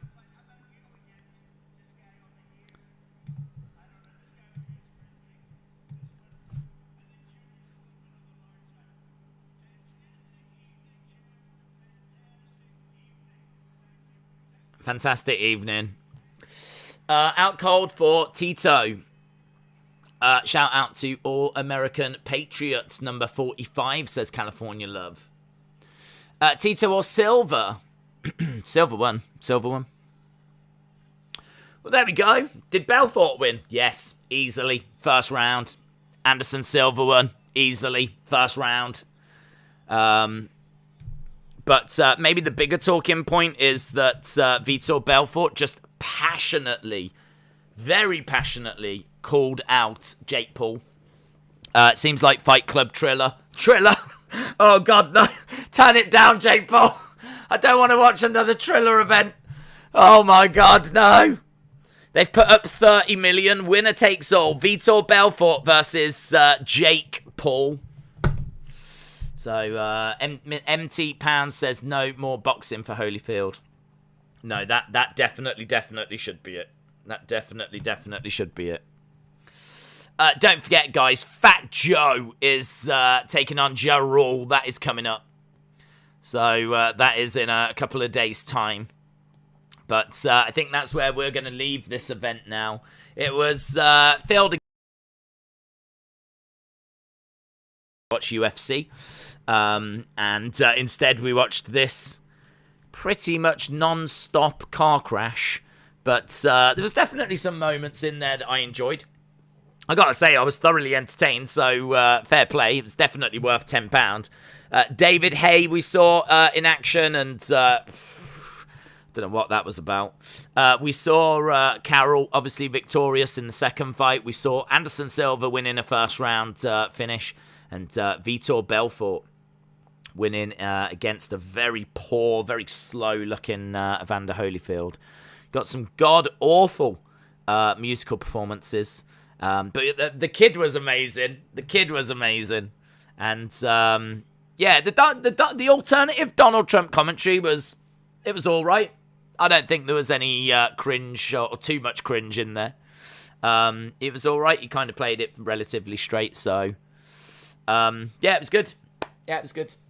Right, guys, awesome. Thanks a lot for watching. We're back tomorrow for football on football days. I don't know what's going to be on this channel tomorrow night. There could be a video that drops or something, but, you know, if not, then we've got Raw coming up on Monday. Awesome, guys. Have a good evening. Bye for now.